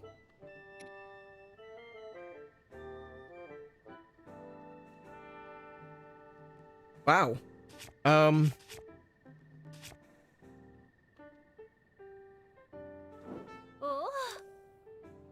Okay, never mind. I'm gonna start my way, and hopefully I'm gonna be doing some caves along the way, because I'm gonna need some ore to sell. Wait. That's south. I'm going west.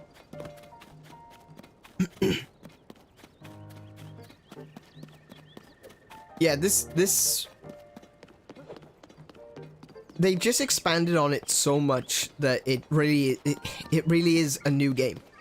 It isn't a DLC. It is a new game.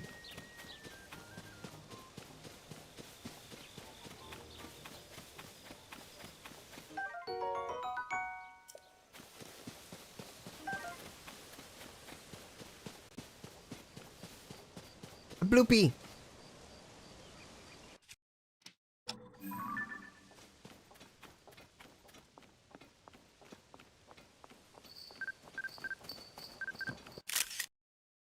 Well, that's not a very good picture.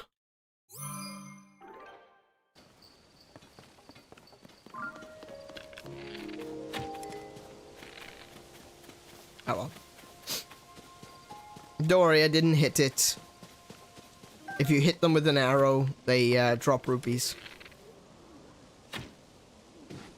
Now, speaking of hideous things, these horriblins are pretty awful.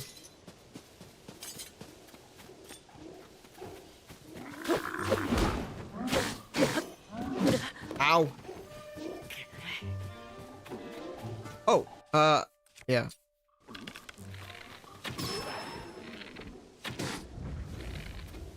Hey, where you going? Come back.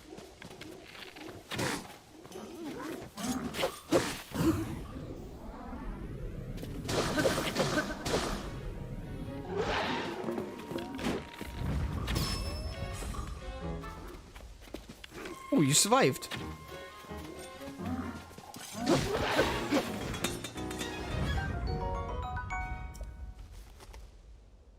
Oh, there we go. Tell you what, though, Horriblin horns are really useful for making hammers. Maybe not these regular ones, but the more powerful ones definitely make for good hammers.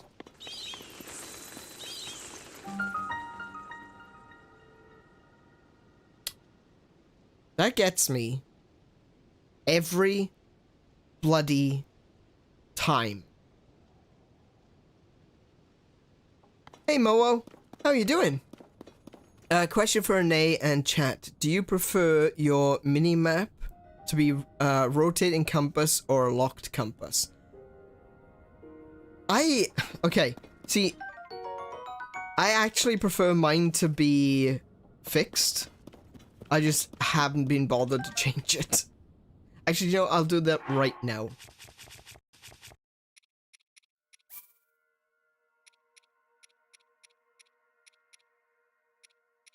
There we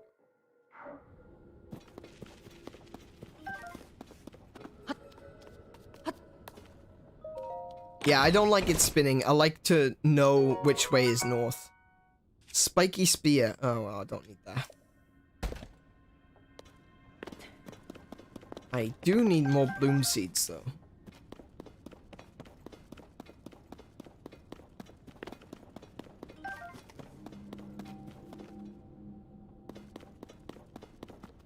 Some stuff up there as well. Do I still have a hammer? Yes, I do. Link, I'm trying to dude.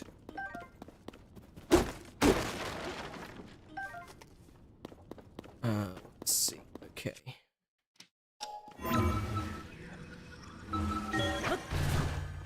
Ooh, some steak up here.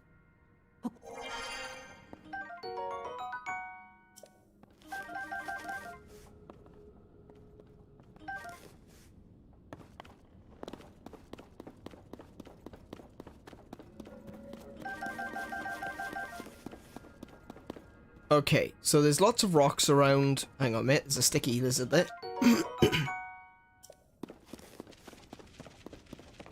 There's rocks around, there's sticks to be used. Let's go mining.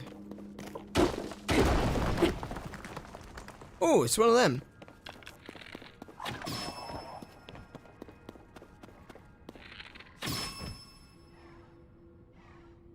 Still alive? Okay, now it's dead.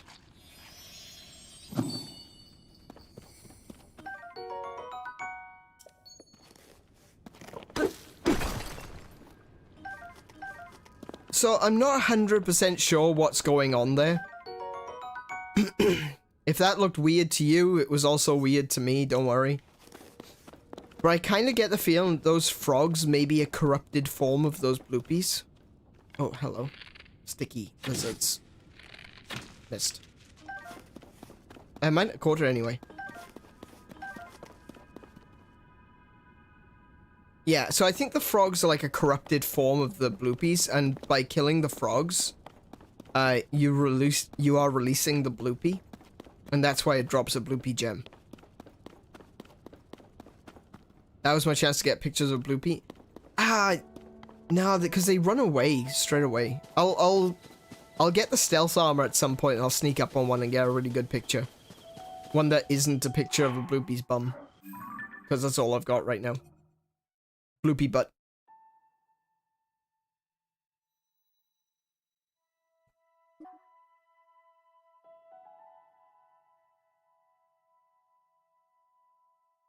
For example, the one in this game with a monochromatic color scheme. It doesn't rotate when inside the cave, but it does when I'm outside. Oh, that's interesting.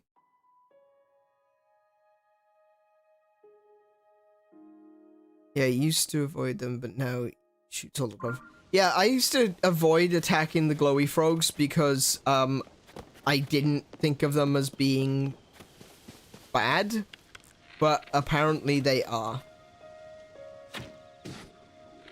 What's up, guys?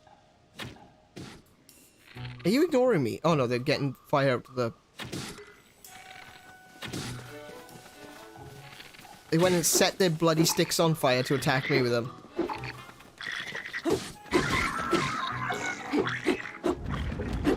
Oh. Okay, he's dead. Right.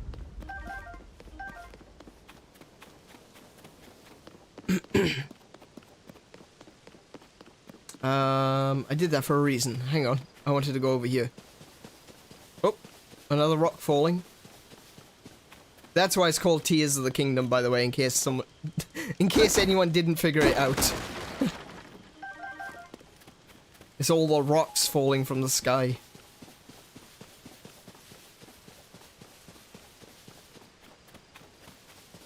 Hey, welcome back. How you doing? How'd you make it home all right? How'd you make it home all right? Was that even English? I don't know.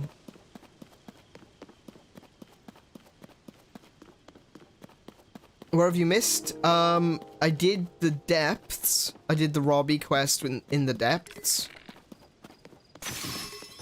And now I'm just basically bullying moblins.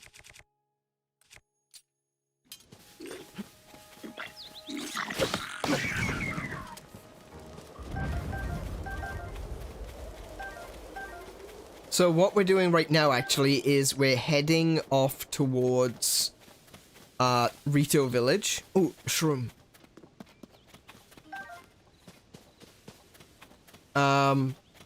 When we're gonna do a bunch of the shrines along the way, and you probably are already aware of the other quest that appears along the way. It's you. Thanks for the help earlier. I'm putting President Hudson here too, but I can't stand here forever. I've got so many more signs to spread around. I don't know what to do. Okay. So this is pretty much exactly the same puzzle as the last one, so I'm not too worried about that. It's gonna take 5 seconds.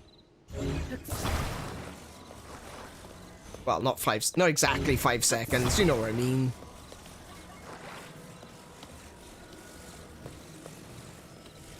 Like that.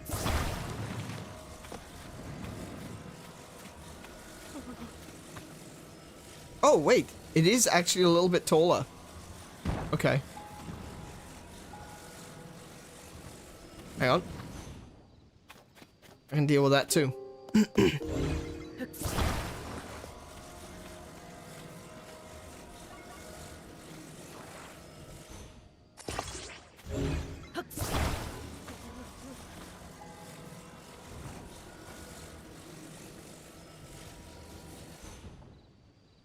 I wonder if that'll be enough. Oh, that is so.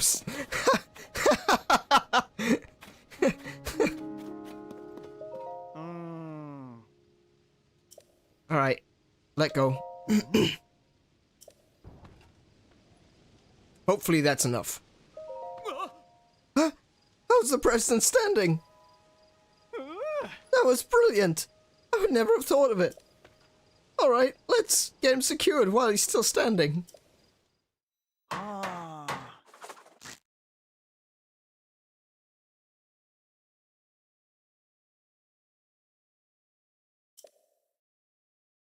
Yeah, bloopy butt. Bloopy butts are adorable. But I don't really want a picture of a bloopy butt in my compendium. I actually want a picture of a bloopy. With your help, President Hudson is now standing proudly and firmly in place. It fills my heart with joy to see him doing so well on his own. Take this with my thanks. Hey, finally some rupees. Also, you must be hungry after all our hard work, right? Let me give you a little something I made myself. Yes, I accept. But I still don't feel like I've thanked you enough. This is a little something from my premium collection. A special gift from me to you. I will always accept bomb flowers. Now, I can go to other places and put up more signs. And with that, I'm off. So I think, to me, I've said this before, and I will continue to say it because it will always be true. The hookshot, any game can be improved with the copious application of hookshot. So it doesn't matter if it's a Zelda or if it's like an open world game. You add a hookshot or you add a grapple hook or something like that, already infinitely better.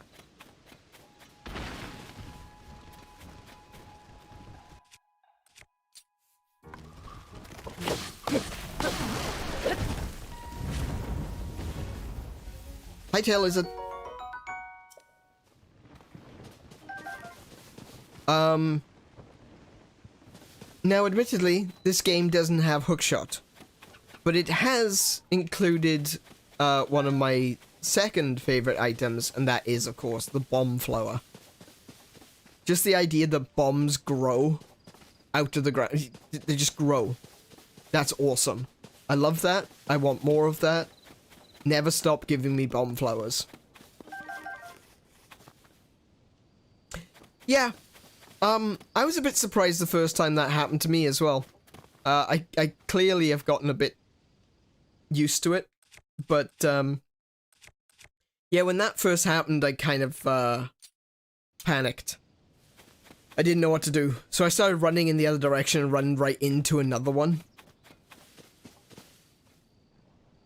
And I found myself cornered.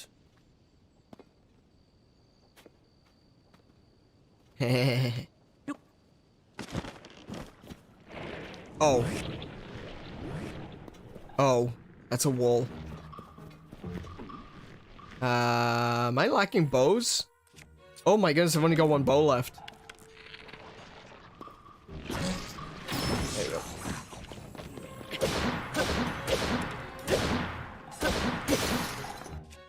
Ah, bad timing. Okay. Please drop a bow.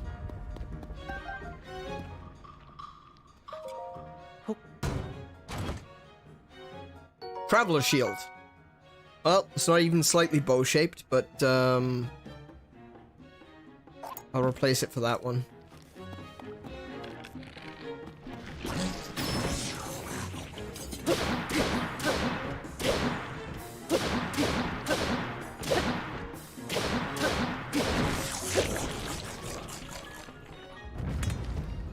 In the absence of bow, long, pointy stick. Yeah, you know, well, you're not wrong. There's one.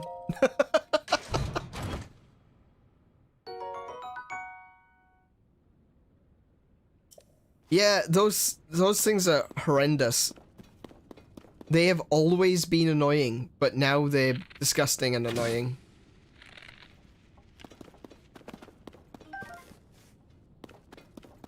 Okay, hang on. This might be a pretty good place.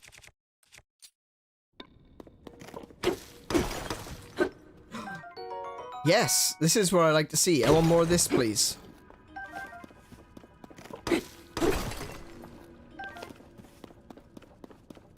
My rock hammer is almost broken. Ah, there was nothing in there. Well, there was one topaz. That's not bad, I suppose. Bomb flower.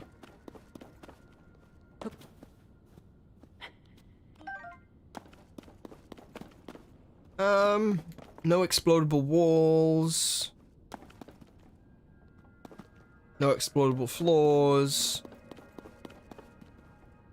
Okay. Still, good to, always good to check.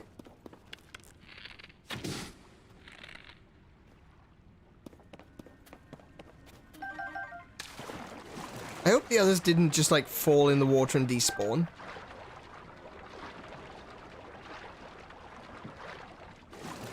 They fell in the water and despawned. That is disappointing. Got some bomb flowers, got a topaz. Got a cave fish.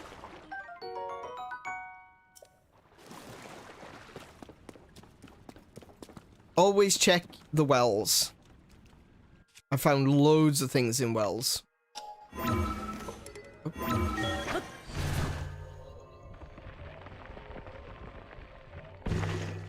Take pics of ore deposits. Interesting. Okay.